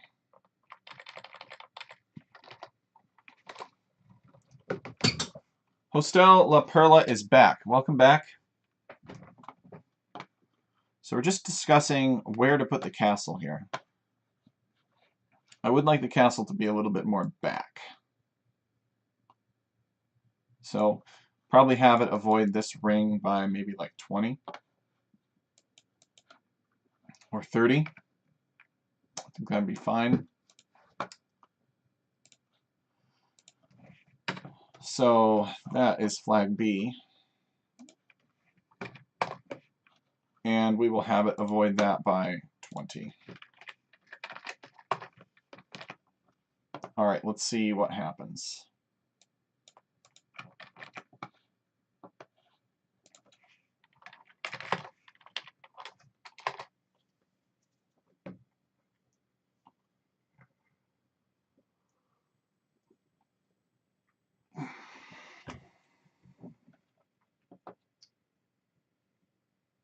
All right.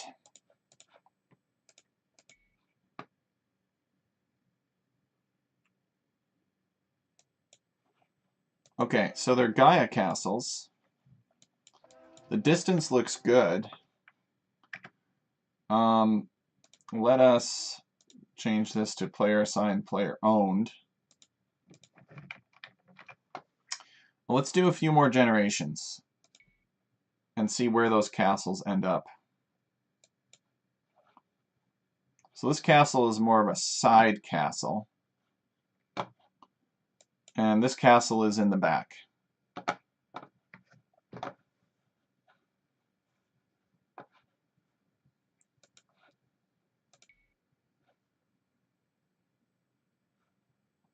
So now they both have back castles.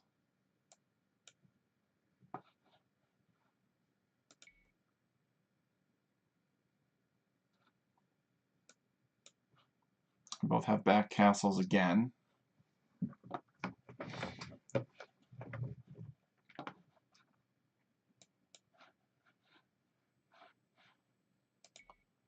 But overall, I would say that this castle is fairly useless if you're being mangonel pushed. He might be able to build another one over there, I don't know. But I like it.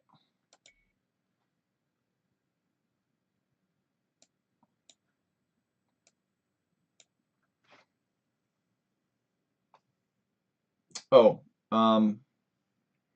we should create a set of placeholders. So I guess it's going to be another flag.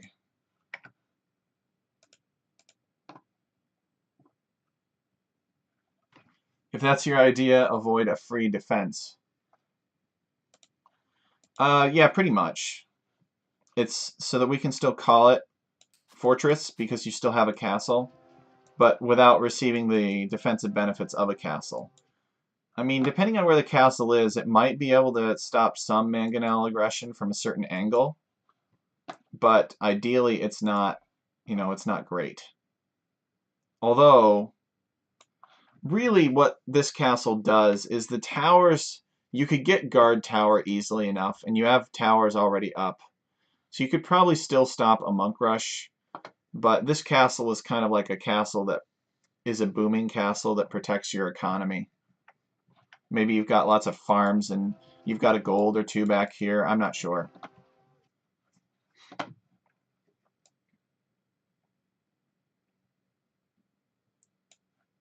Okay.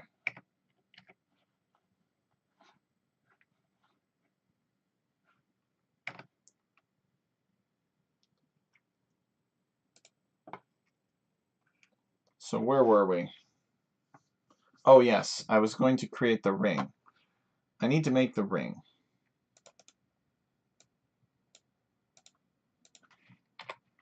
What the ring is remember, you guys, that when this castle is created, when this town center is created, when all these objects are put down, these walls don't exist.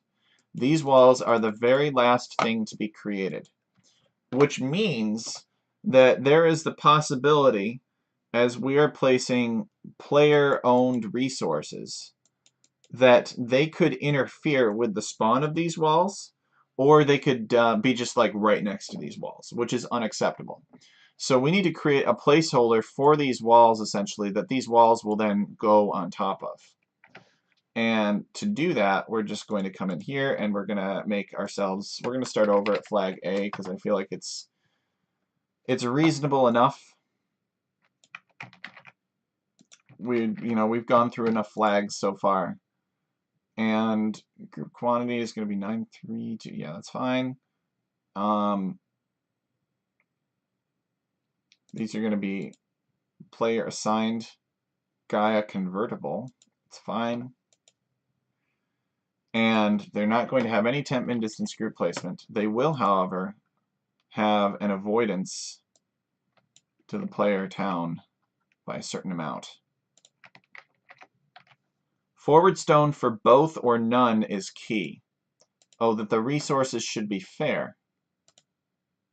Yes, I agree. So,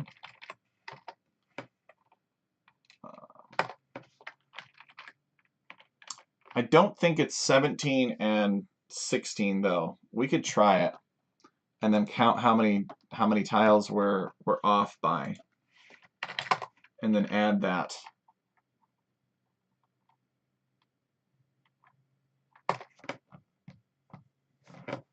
We'll see.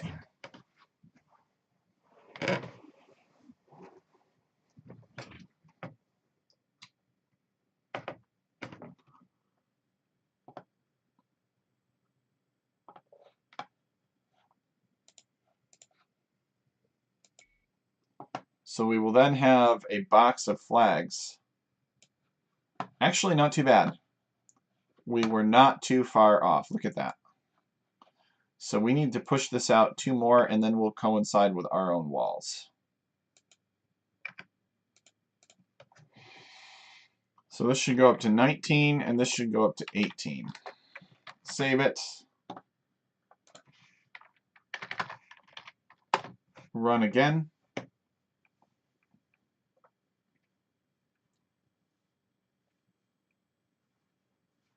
All right.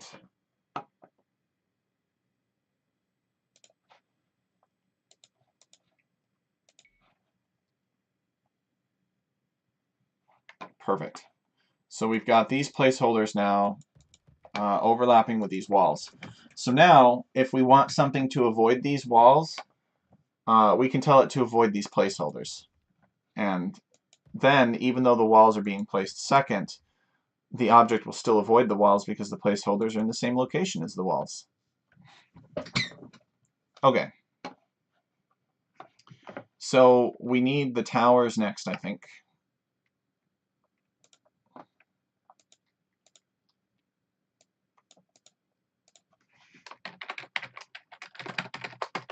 So we're going to do watchtower. We'll copy this.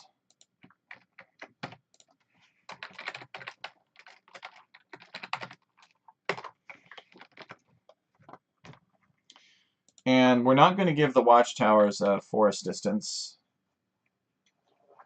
And instead of telling the watchtowers to avoid whatever's in 3, so that's what the castle's doing, we will actually want the watchtowers to avoid these flags here. These final flags, if you will.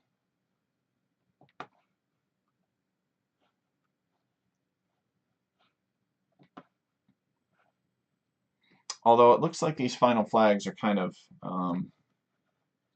they need a larger avoidance to these other flags up here. So let's make that adjustment.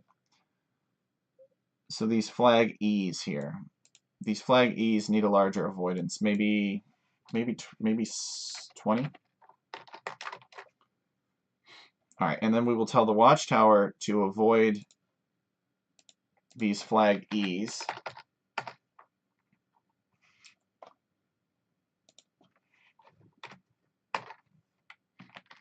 By not 20, but maybe let's say 10 for now.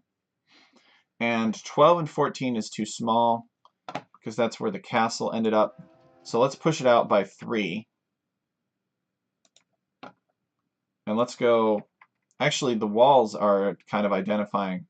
We're 18 and 19, so we'll push it out to 18 and 17. So we've got that one tile window there.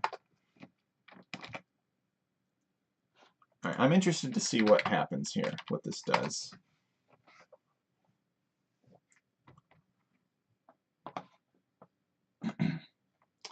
Watchtower should be predefined. Should recognize that. I think that's the correct terminology. I think there's the underscore.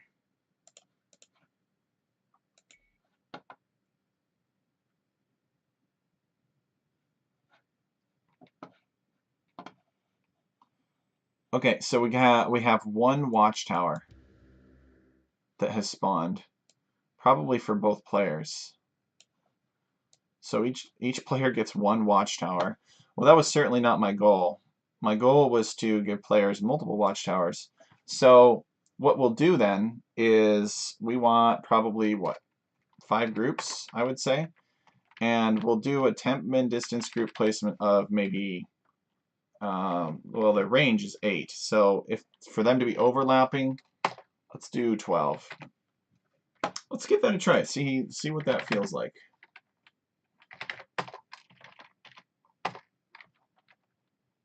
Okay.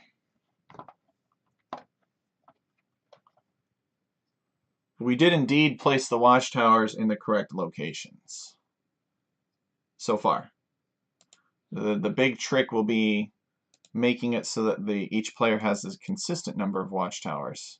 Because I have a feeling that the amount of like overlap back here and the other flags messing with the spawn of the watchtowers. Like this one is right here. Really? Okay. So that's going to take some tweaking. So this player has 1, 2, 3, 4. This player only have 4 watchtowers. 2, 3, and 4. This player has 1, 2, 3, and 4. How many watchtowers did I request, though? Didn't I request 5?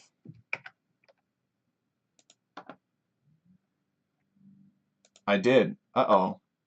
So, our options are decrease the number of watchtowers or decrease their spacing. I think I'm going to decrease the spacing of the watchtowers to 8 and see what happens.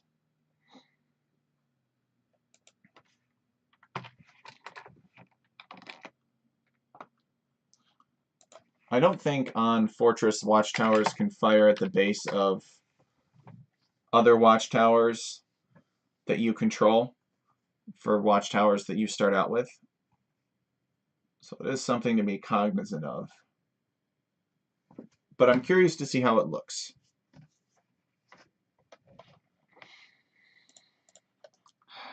Because it is kind of SimCity to me.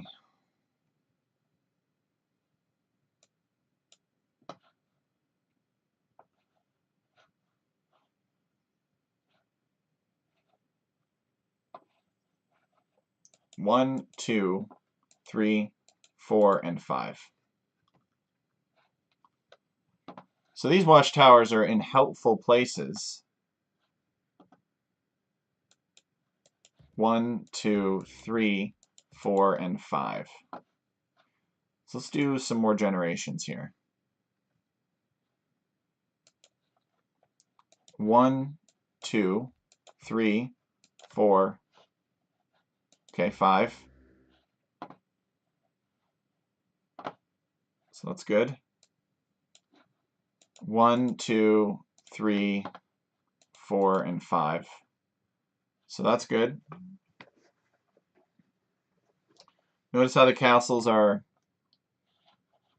Oh, castle is missing for this player. That's a disaster. All right, we'll keep this seed.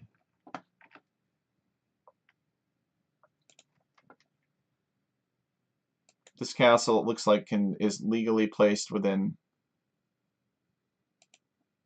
12 to 14. We'll open this up to 12 to 16 and see if that helps. But yeah, we got to stop what we're doing and make sure that that castle appears. Because if you don't get your castle on fortress, that's a pretty big disadvantage.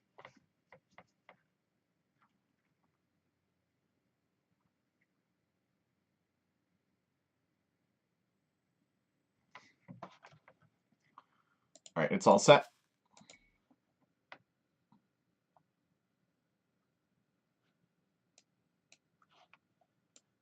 Okay, good. So they got their castle this time. 1, 2, 3, 4, 5.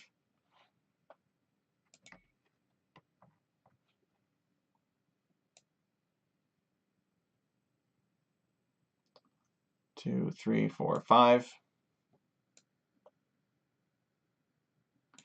Okay, it looks like it's pretty robust for the 1v1, which is good. 3, 4, 5. 1, 2, 3, 4, 5.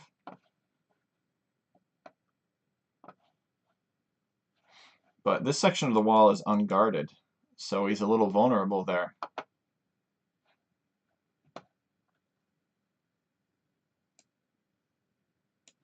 Let's take a look at large size map with 8 players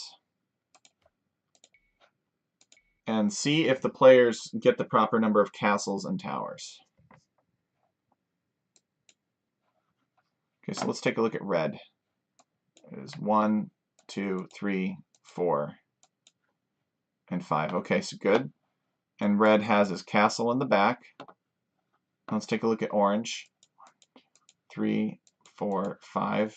The castle sort of in the back. 1, 2, 3, 4, 5. The castle kind of in the back. 2, 3, 4, 5. That's funny. These towers are almost close enough to be in shooting range of each other. With the castle in the back.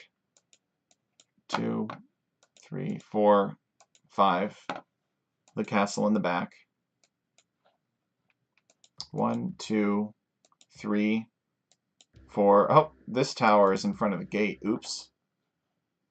5. It'll be okay, though. You can still get through.